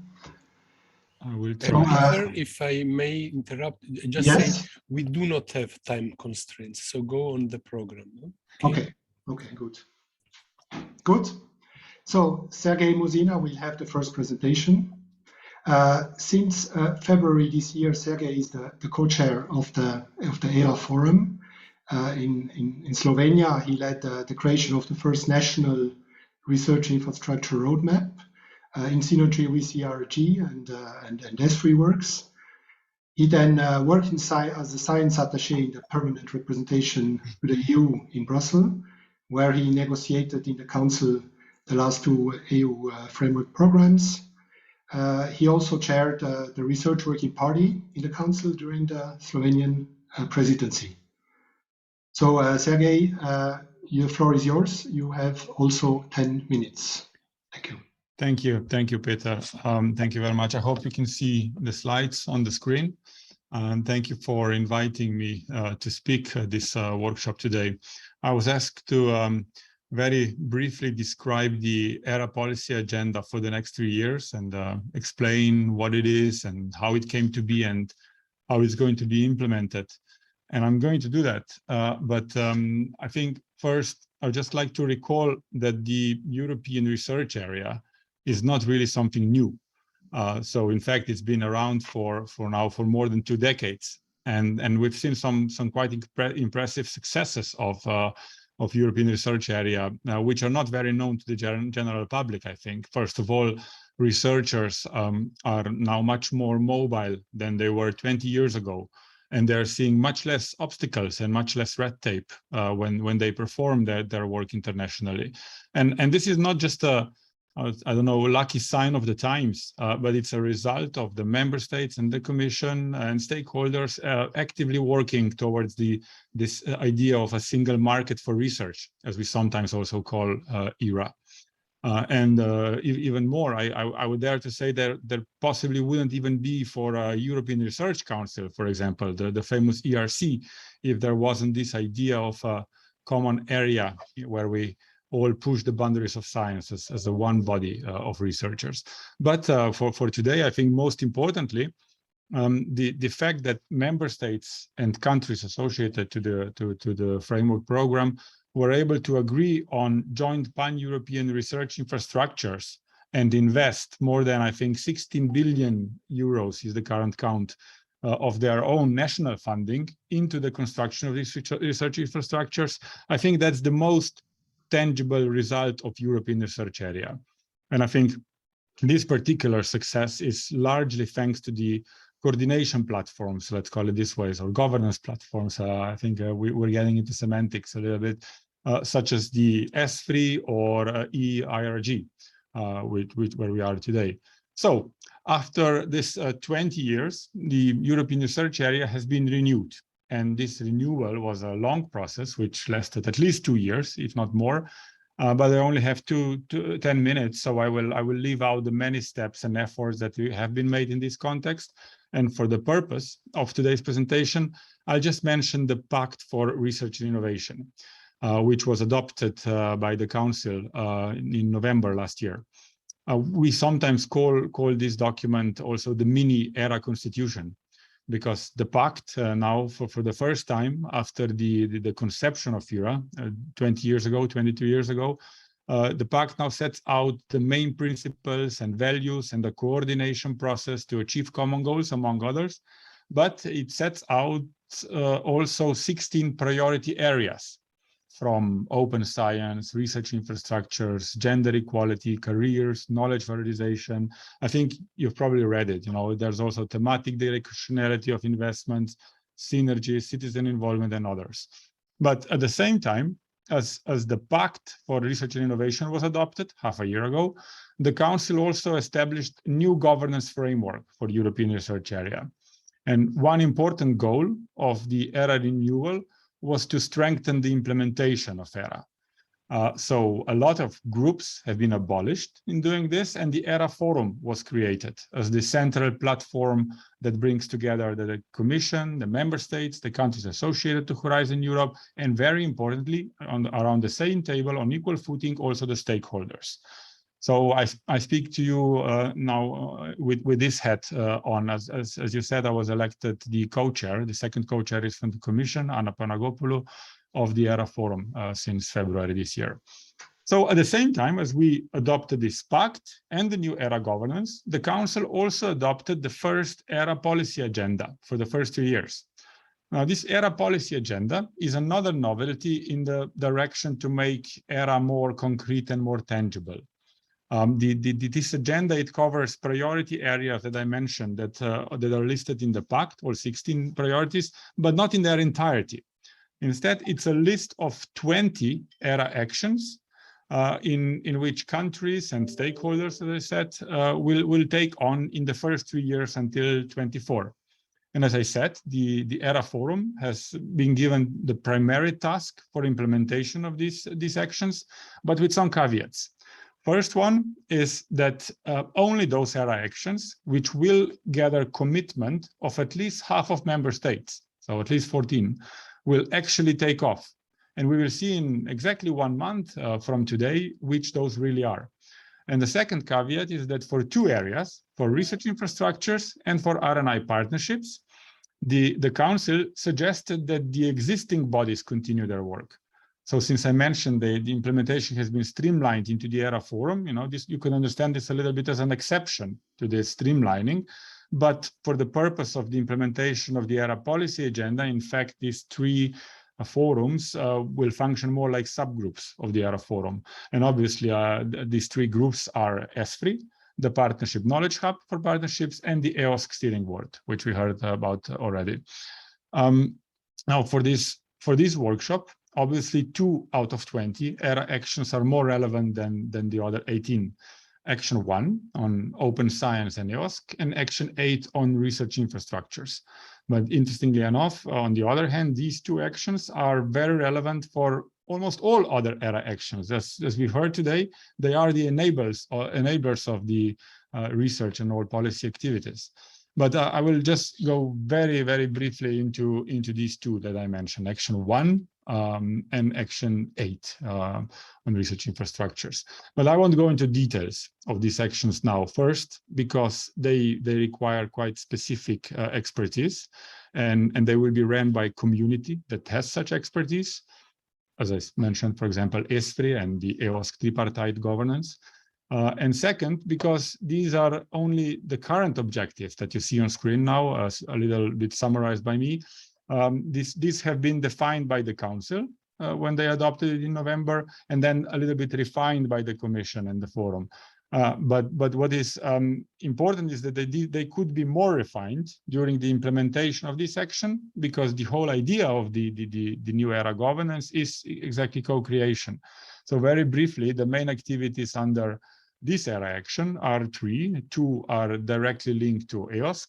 First, to the deployment and the evolution of the EOSC core and the expansion of the EOSC services, with the support, obviously, of topics and procurements under Horizon Europe, and then deployment of the EOSC Observatory, which will support member states and associated countries and other stakeholders in tracking the EOSC contributions, policies, programs, investments. But Gareth will say more about this in the next presentation, so I won't dwell on this. And the second set of activities, or the first one on this slide, will be more typical policy-oriented activities, aiming to make open science the new normal, as we heard today already. And this goal will have to be pursued together with many other ERA actions. For example, ERA Action 3 on reforming the research assessment is directly correlated to this. But within this, I particularly expect EOSC as well to play a key horizontal and coordinative role. And now, just very briefly on research infrastructures, I hope my 10 minutes are not up yet.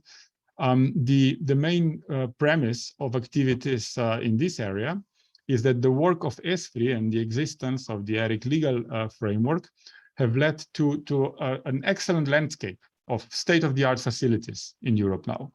So while the focus until now was on the development of this landscape, on the construction of these facilities or development of them, some are not constructed, such as those we discussed today, but now the activities should also focus on strengthening the entire research infrastructure ecosystem. But of course, gaps in this landscape, in the availability of these infrastructures will still have to be identified and filled. So first, a gap analysis of the landscape will be performed. And this is not just to inform the next roadmap, the next ESFRI roadmap, or the implementation of the EOSC SRIA, which we heard today already, but it's also to identify and develop the services needed by the users in some key thematic areas. Then some work will also be done to roll out a system for monitoring the performance of European research infrastructures. And complementary to that, the Commission will also report on the implementation of the ERIC regulation with a view to the future of ERICs. But finally, special attention should also be paid within this action and generally to the increased cooperation across infrastructures and with stakeholders.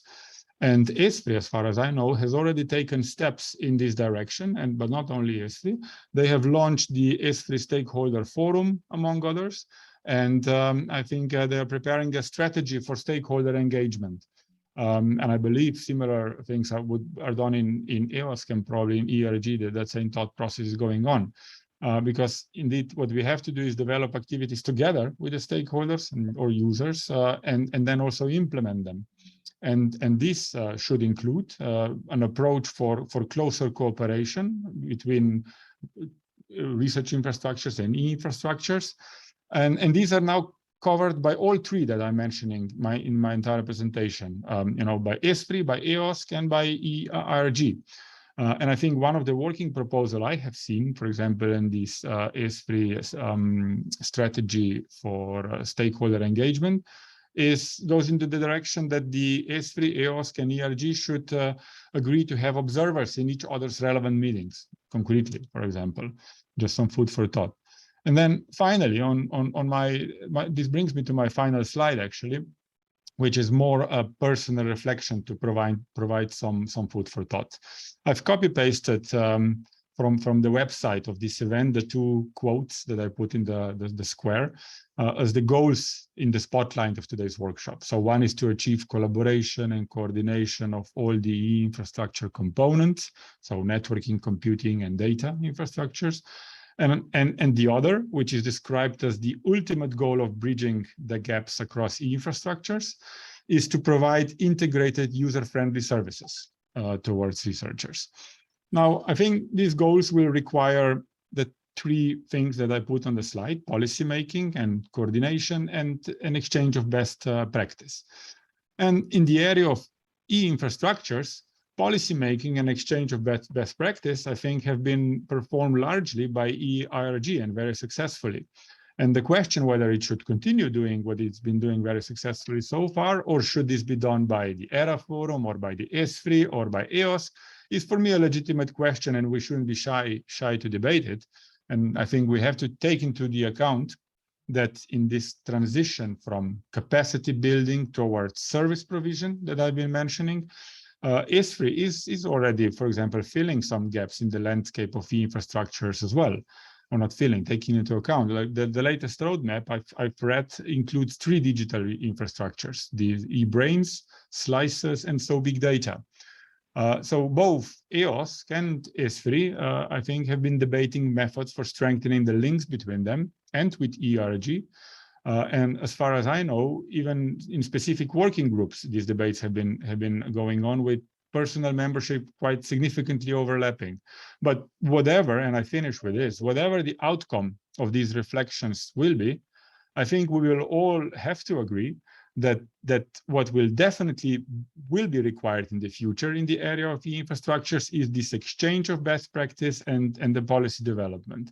And this cross-infrastructure governance, as it was referred at the end of the previous plenary, I think whether this work is done under one label or another, by all three groups together, or by one in the lead, is really just a question of form following function. As long as the work is done, it doesn't really matter much. But so much from me. I stop here to provide some more room for debate.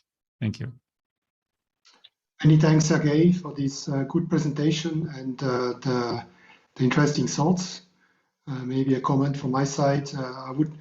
Best is probably that we discuss after all the three presentations, but I think the collaboration and coordination issue that you raised is probably something to be tackled on a continuous basis, right? It cannot be one moment in time that you do collaboration and synchronization and coordination. You need to do it from day one, because I think I heard from one panelist before that reaching out to one was not yet on the agenda. So it's maybe something to address, that this is something that needs to be horizontal, right, in the omnipresent in the whole working plan. So the second presentation will be from Gareth O'Neill. It's about KPI across e-infrastructure components. So Gareth, if you can share your slide, please. So Gareth is principal consultant on open science at Technopolis Group. He assists and advises chairs of the EOSC Executive Board and the EOSC Secretariat. He's also ambassador for open access and Plan S under Coalition S. He was member of the H2020 advisory group on Marie Sklodowska-Curie actions, and he's also an expert on open science and mobility for the Dutch government and the European Commission. So Gareth, you also have 10 minutes. Thank you. Thanks, Peter. I just see Uta has a question. Do you want to quickly address that first?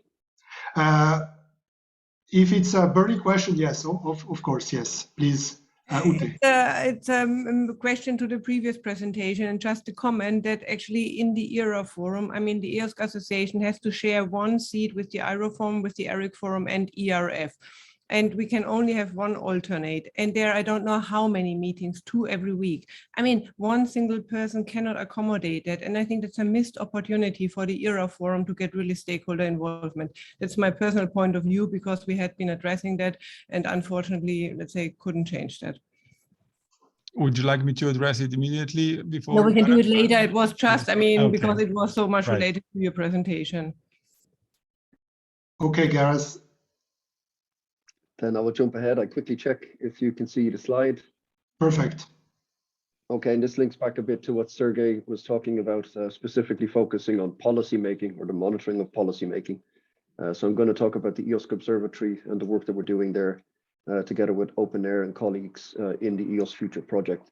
Just very quickly, EOS Future. This is a more than 40 million euro project with 43 partners and 50 linked third parties. So quite a large consortium involving e-infrastructures, research infrastructures, many other relevant organizations in the EOSC ecosystem. It's addressing the Horizon 2020 InfraEOSCO 3 2020 call, which basically was to integrate, consolidate a pan-European access mechanism, essentially the EOS portal. So the goal was to connect all of the existing EOS infrastructures, e-infrastructures, research communities, initiatives in open science, and to start further developing the EOS portal, the EOS core, and the EOS exchange of the European Open Science Cloud. And I think a key point here is that the main aim of this project was to take a user-driven, co-designed approach, basically strategically align with key stakeholders in this ecosystem.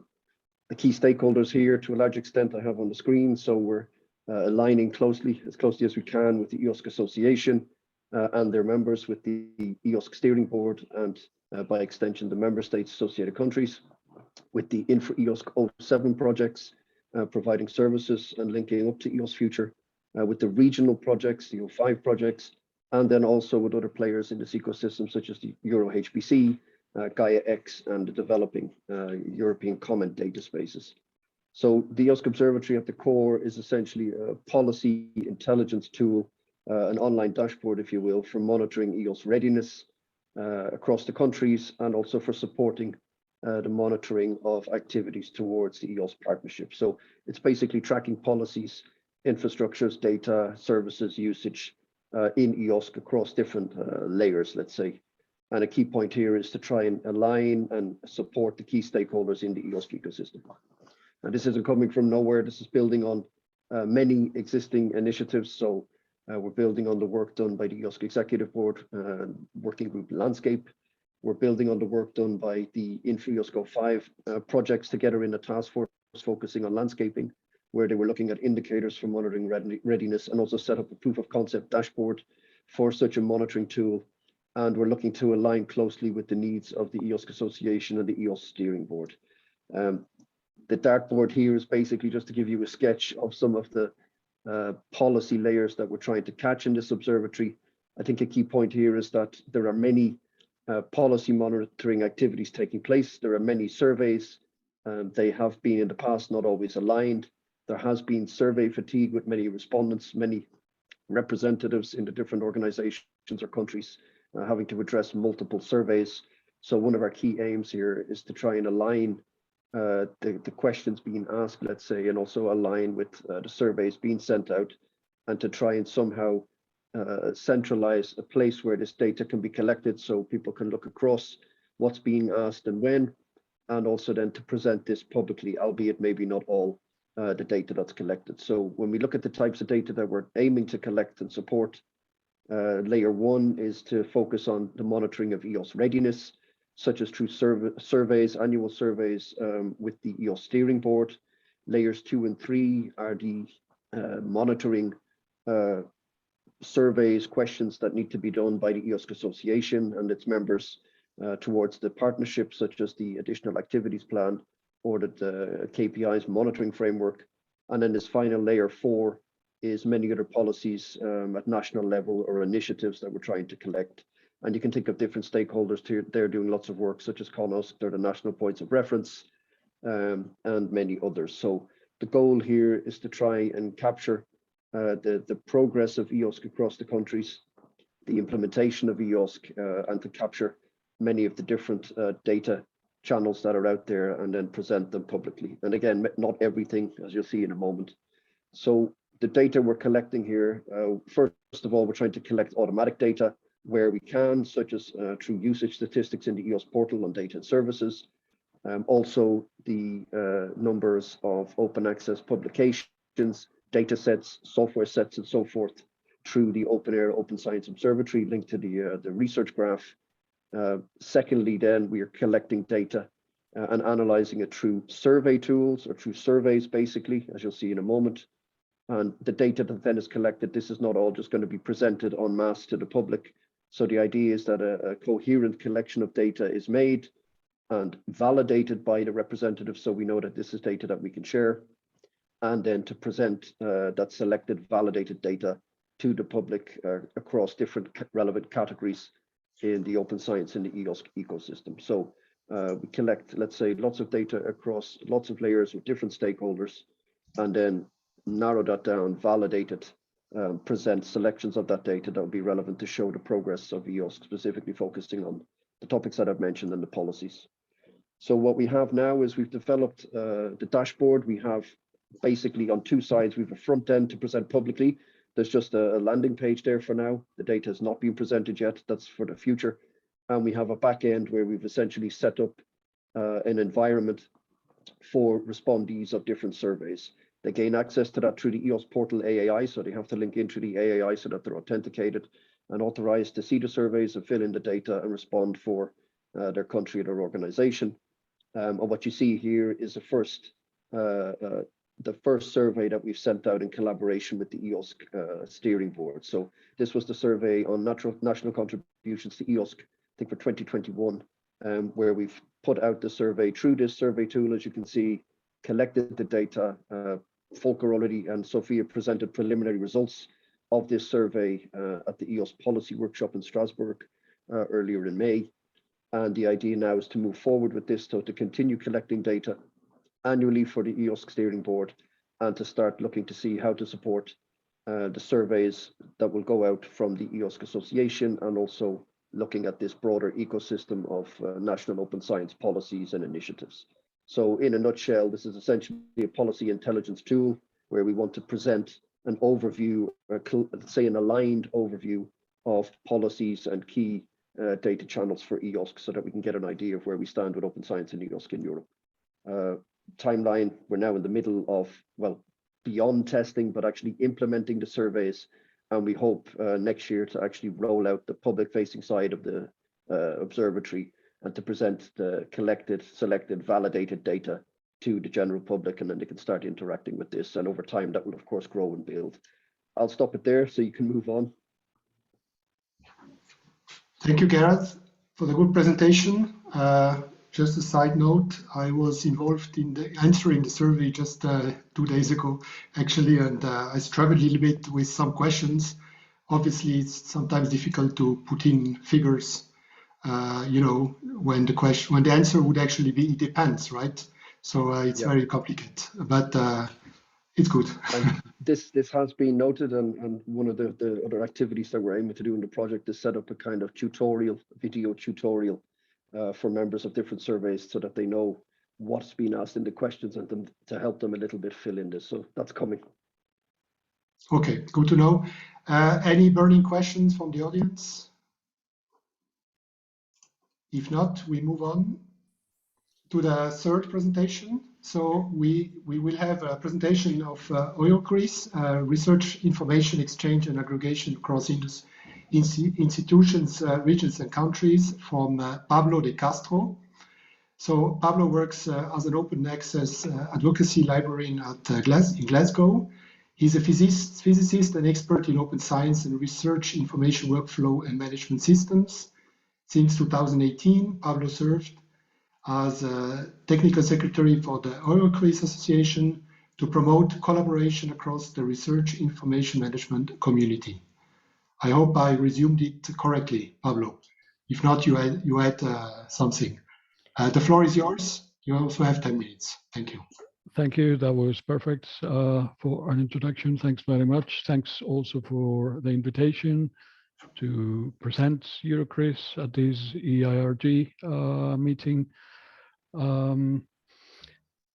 Yeah, the presentation I will do resonates with some of the comments made thus far, especially by Natalia. So the open air perspective very much applies to OIRCRIS. OIRCRIS was founded in 2002. It's turning 20 this year, and it's bringing together a number of CRIS managers, we could say, stakeholders behind all these portals. I'm providing a snapshot there on the slide for you. These are national or regional portals available in Europe at the moment. Some of them are under construction. Some of them are funder CRIS systems, the GTR Gateway to Research in the UK, or SWE-CRIS in Sweden, or GEPRIS by the German Research Foundation in Germany are funder CRIS systems. I would like to mention that there's been a reference to the advisability of infrastructures being invisible. I would argue that it's great for them to be invisible, but ideally not too invisible. That's just a precision. So I always start, well, first, I wanted to mention the CRIS 2022 conference we held 3 weeks ago in Dubrovnik in Croatia. And this is the picture. The photographer clearly made more emphasis on the sunsets and the glorious kind of venue than the group itself. But I'm very pleased to see that there are some similar faces on this group to the group, I mean, that Catherine showed earlier for Jean. So there is some overlap in these infrastructures already. I'd like to start by mentioning what a CRIS system is. There's a Wikipedia page linked at the bottom of the slide. A CRIS is essentially a database interlinking all the aspects that are relevant for describing research usually carried out at a given research performing organization. So these are the so-called institutional CRIS systems. As you saw in the first slide, there are also national CRIS systems, regional CRIS systems, funder CRIS systems, depending on who the stakeholder is behind each of these databases. A key aspect is interoperability. If we're talking institutional CRIS, this incidentally is where, I mean, answering the comments that Panos made a while ago, This is where researchers deposit their research outputs, their research information, their CVs are there. So this is the closest resource to researchers who are involved in funded projects. The funded project information is there. And this must be interoperable in terms of information exchange so that the information can be transferred and aggregated into higher level systems such as national CRIS. So again, a need for the infrastructure to be investable. The researchers should just deposit once somewhere and then all the information to be transferred where appropriate. This is the SERIF model for the Common European Research Information Format that underpins all these databases, all these CRIS systems. It's, as you can see, a quite complex set of interlinked entities describing at its core, the green ones on the slide are persons, so researcher, funded projects, or project in general. It may not be funded, it may be an internal project at the university, and organizational unit or affiliation typically. And then around that, you have a wide range of additional SERIF entities describing research publications or data sets or patents or research instruments and facilities that are usually linked to research outputs, to researchers, so that you can have like an integrated snapshot of the research that is being conducted at a given institution, usually. And then you can pull the thread and find out what projects are involved, what collaboration networks are there, and so on and so forth. Because these underpins most CRIS systems available out there, this model, this is what ensures the interoperability across CRIS systems. This is another resource that EuroCRIS maintains. This is a DRIS, the Directory of Research Information Systems, where it's an ongoing project. So it's not a comprehensive description of the CRIS landscape worldwide, but it currently holds over 1,000 entries, this directory, and it aims to list all CRIS systems available anywhere in the world whenever we get the information from their managers. So you can see that it's strongly focused in Europe. I didn't show the national portals available out of Europe in my first slide, but there are plenty of them as well. Europe is, I mean, perhaps you could tell from the EuroCRIS name that is sometimes deemed to be a bit Eurocentric, but Europe is where the research information management activity started back in the early 2000s, and best practices have kind of trickled down to later initiatives. In fact, it's mostly European countries that are listed there on the DRIS figures for the countries with the highest number of CRIS systems. Again, these tend to be institutional ones. This is a snapshot, not even complete, so that it could kind of be as detailed as possible of the CRIS infrastructure available in Europe, or rather kind of Central Europe, roughly. The Nordic countries were front runners in the implementation of CRIS systems, but you can see that these systems are everywhere. In fact, most of them, again, run by universities and research centers with a goal to both provide a kind of shop window to the research activities they are conducting, and also to be used as an internal tool for evidence-based decision-making at the universities. They want to know how many publications, how many patents, what disciplines, how many PhD students, what instruments we have, who has funded them, who is using these instruments, is industry involved in their use, what data sets have come out of these instruments, and so on and so forth, for their own internal decision making. So one aspect I wanted to emphasize in today's presentation is this, what I've called the advantages of interlinked SERIF entities. So this is an example from my university, University of Strathclyde in Glasgow. This is a hydrodynamics laboratory, and this is a snapshot from the research portal, the kind of public phase of the institutional CRIS systems, where you can see linked to the kind of landing page for the research facility, you can see the number of research outputs, typically journal articles, and the number of data sets that have been linked to this facility. This can be through manuscript acknowledgements, so you could potentially text mine this information, but it can also be added individually by the researcher. So this information is not always going to be easy to surface by text mining. Another example, this is from TU Delft in Delft in the Netherlands, for their own research portal, for their own quiz. They are showing 739 data sets, and you have there the persons behind them and the publication years.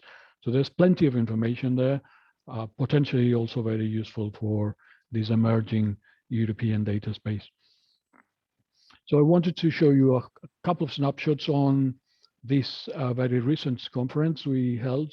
This is held every 2 years to bring together all the stakeholders involved in this research information management activity that EuroCRIS holds. There are 2 membership meetings as well every year. EuroCRIS has around 300 members as of today. It's a non-profit member-based organization, similar to other ones we have heard about today. And then we went back to on-site meetings only this month after over 2.5 years hiatus there. So we had Karel Lauben as a keynote speaker presenting the EOSC and this interlinking research information across data spaces. He shared, of course, the dream behind the EOSC, namely to make available the appropriate, the relevant, as he called them, research data in as fair a way as possible. We brought him as a keynote because we thought CRIS systems were relevant data providers for this purpose. We had a discussion panel with representatives from national and regional CRIS systems, so they could discuss best practice and eventually the case for international collaboration that hasn't been there until very recently. So each country essentially developed the infrastructure for their own purposes, keeping in mind on top of everything else, the research assessment exercise. And this is typically country specific. So there wasn't that much of a drive for international collaboration in this area. There was a very interesting presentation from the Data for R&I policy project that the European Commission is running. What they're doing is trying to collect this information from CRIS systems, specifically on funded projects in this case, in order to do some analysis on the disciplines. They want to know how much investment is being made in artificial intelligence projects across Europe. And these, of course, the Horizon 2020 projects and the FP7 and Horizon Europe projects are key in this regard, but it's also really interesting from an EC perspective to see what member states are funding or associated countries. So they provided us a list of CRIS systems they were using as sources. Sometimes they're not in the original screenshot that I showed you at the beginning, but most of them are overlapping with the CRIS that were in the room. So here was, in fact, the driver for international collaboration. We need interoperability to be there, technical interoperability, social interoperability to be there in order for this information to be reused by international initiatives. Research and mobility is another interesting area to explore from data kept in national CRIS systems or potentially in institutional CRIS systems, because it's very easy to see what researchers are moving. But for the moment, this D4R&I project is focusing on funded projects. And then finally, I wanted to highlight the role that CRIS systems play in the national Open Science Cloud initiatives. So Croatia was hosting the meeting. We had a presentation by Ivan Maric from the University of Zagreb Computing Center, SRCE, who are in today's call as well. Some representatives from SRCE are here. He was telling us about the HROOZ, the Croatian Open Science Cloud.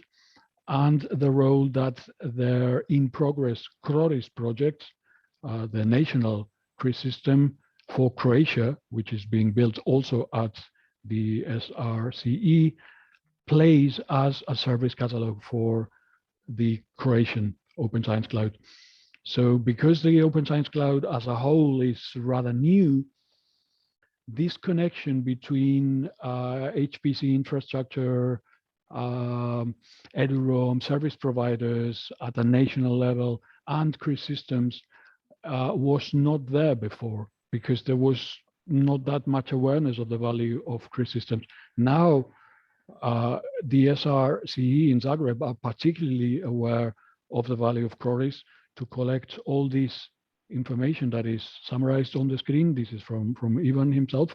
All the register of scientists, of scientific instruments, equipment and services, financing, all this information is a treasure for the right stakeholder. And if it's the same stakeholder that is developing a national level Open Science Cloud, then the connection is there already. If not, then there needs to be a little progress around this. Thanks very much. Thank you, Pablo, for this informative presentation. To be honest, for me, this was completely new. I didn't know OIRCRIS before. Very interesting. So I propose we open the floor now to have some questions. Please remember that the idea is not just to understand the state of play of the different elements or components or organizations or infrastructures we have, but also to reflect a little bit and discuss about what can be done better and what is basically missing in this big game that we are all working on, actually. And maybe I start with Pablo. If I'm not sure I understand correctly, but let's say if I would like to carry the system, let's say the data sources that you have, there need to be some kind of aggregation across the systems, right? How far away are we from that? Is this something that is possible in the near future, or how is it going to play out in the near future in your case? So thank you for the question. This is very relevant. It will depend on what area the initiative aiming to harvest the data is working on. So this example I presented for funded projects is a kind of information that is very well standardized. There are kind of standards in place for metadata description of funded projects, and it's fairly easy to streamline the data collection across platforms from national level CRIS systems.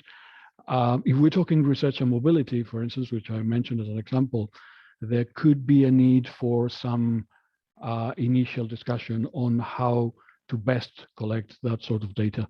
The forum is there, so the social interoperability is there. These meetings are already taking place, and it's quite easy to kind of bring together the different stakeholders. The overlap with other initiatives we have seen today is not that large, though.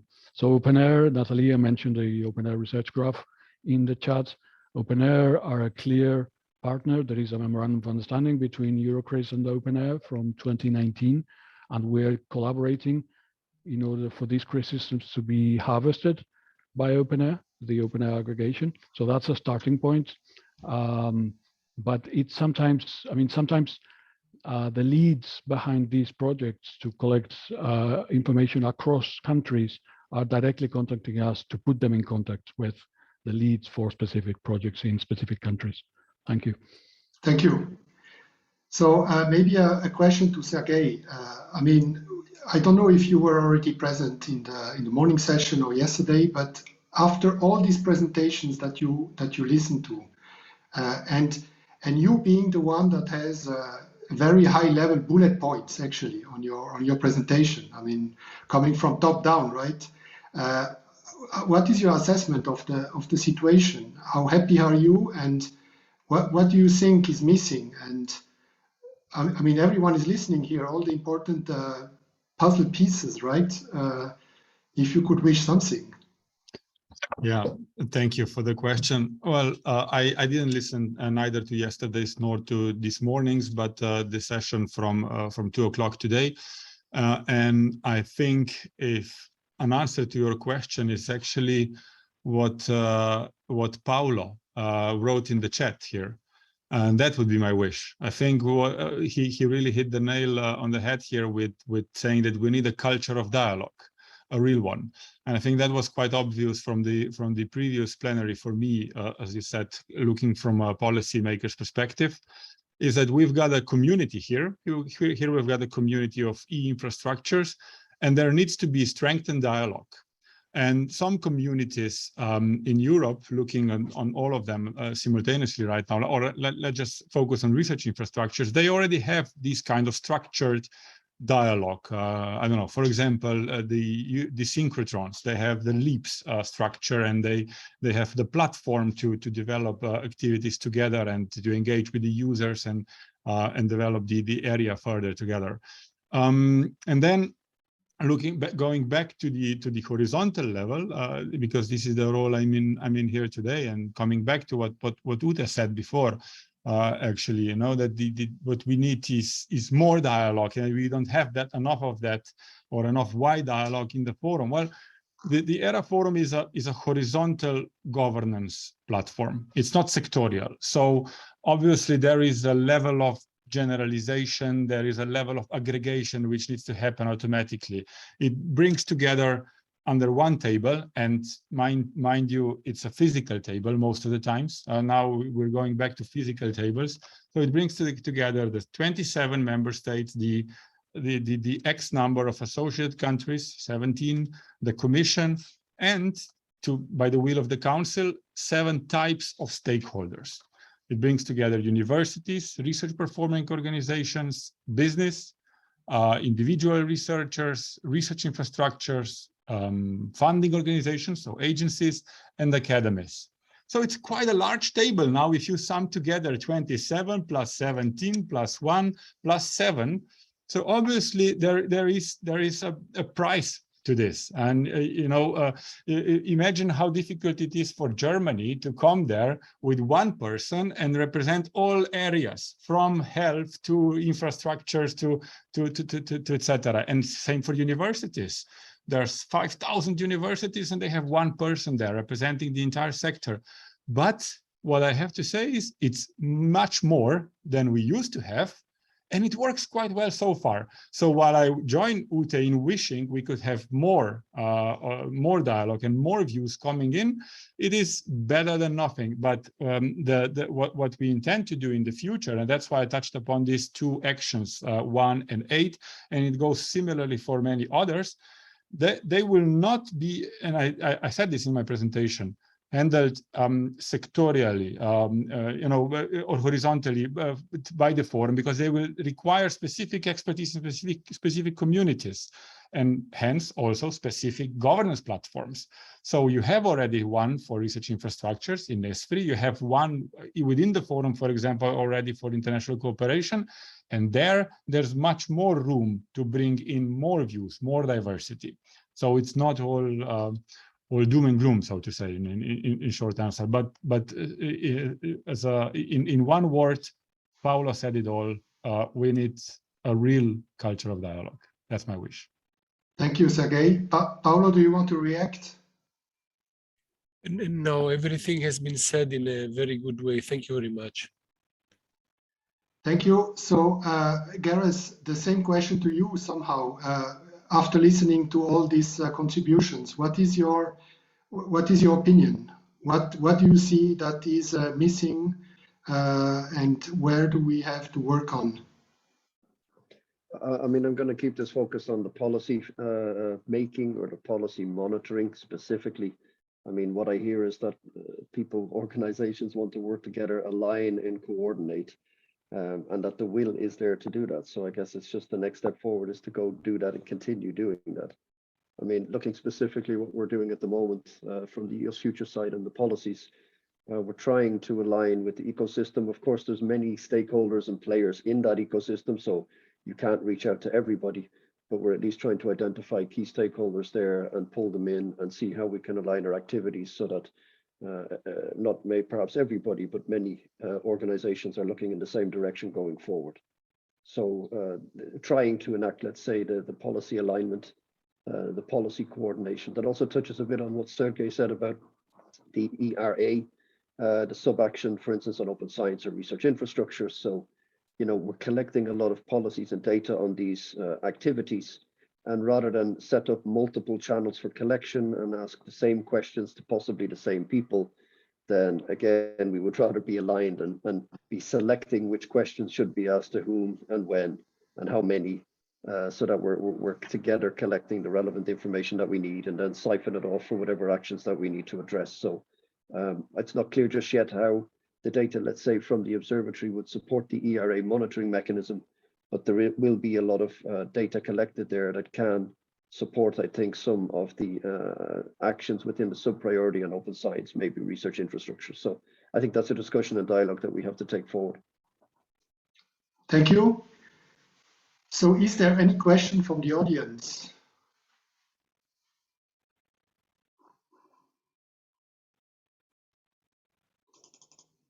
If not, I think I will pass back the floor to Jan and Paolo to wrap up, probably. So thank you very much, Peter Brönnimann, EIRG delegate, Switzerland. I'd like to thank all the speakers. You did more than speak. You added a great value through your ideas and reflections. We had some 42 delegates, 42 participants attending this meeting.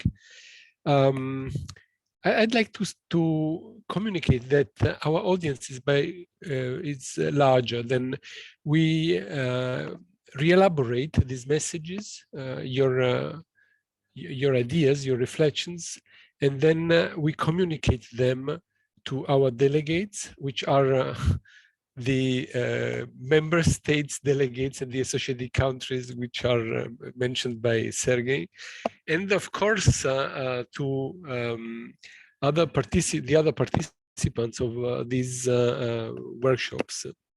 There was one question, and this may be the only one I would like to use as a wrap-up. This was raised by Natalia Manola. Natalia asked what could be the role of EIRG, and I'd like to state that EIRG is a member state body. We are for strategic advisory. So we are not operational. This is important, but we are addressing all infrastructures, not only the research infrastructures.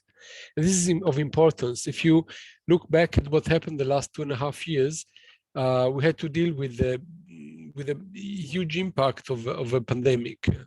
So COVID affected each level of our life, and we could work as societies worldwide because we had infrastructures which were resilient and reliable. And it is our mission to work on further visions, on further ideas, reflections, advice on how this resilience could be assured also in future. I'm talking not only about the activities at university level, but also in secondary education, in schools, then academic education, and all kinds of activities which are promoted through our infrastructures. And with our, I mean really our infrastructures. And so a big thanks to all infrastructure providers and of course of all users of these infrastructures. This is my answer to Natalia, but this is a wrap up of what has been said today. We had the chance to exchange good practices. We addressed gaps in the last 2 days. We had ideas on how to improve the quality of our working environments.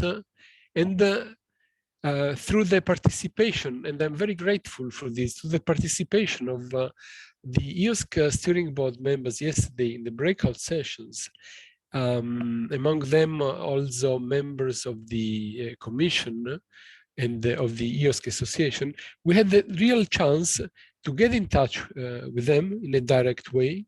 And I believe that this stage, which has been opened now, will continue to work in an informal way. This is important, because if we want to have a dialogue, a culture of dialogue, we should also not forget that it's important to have also informal ways of communication.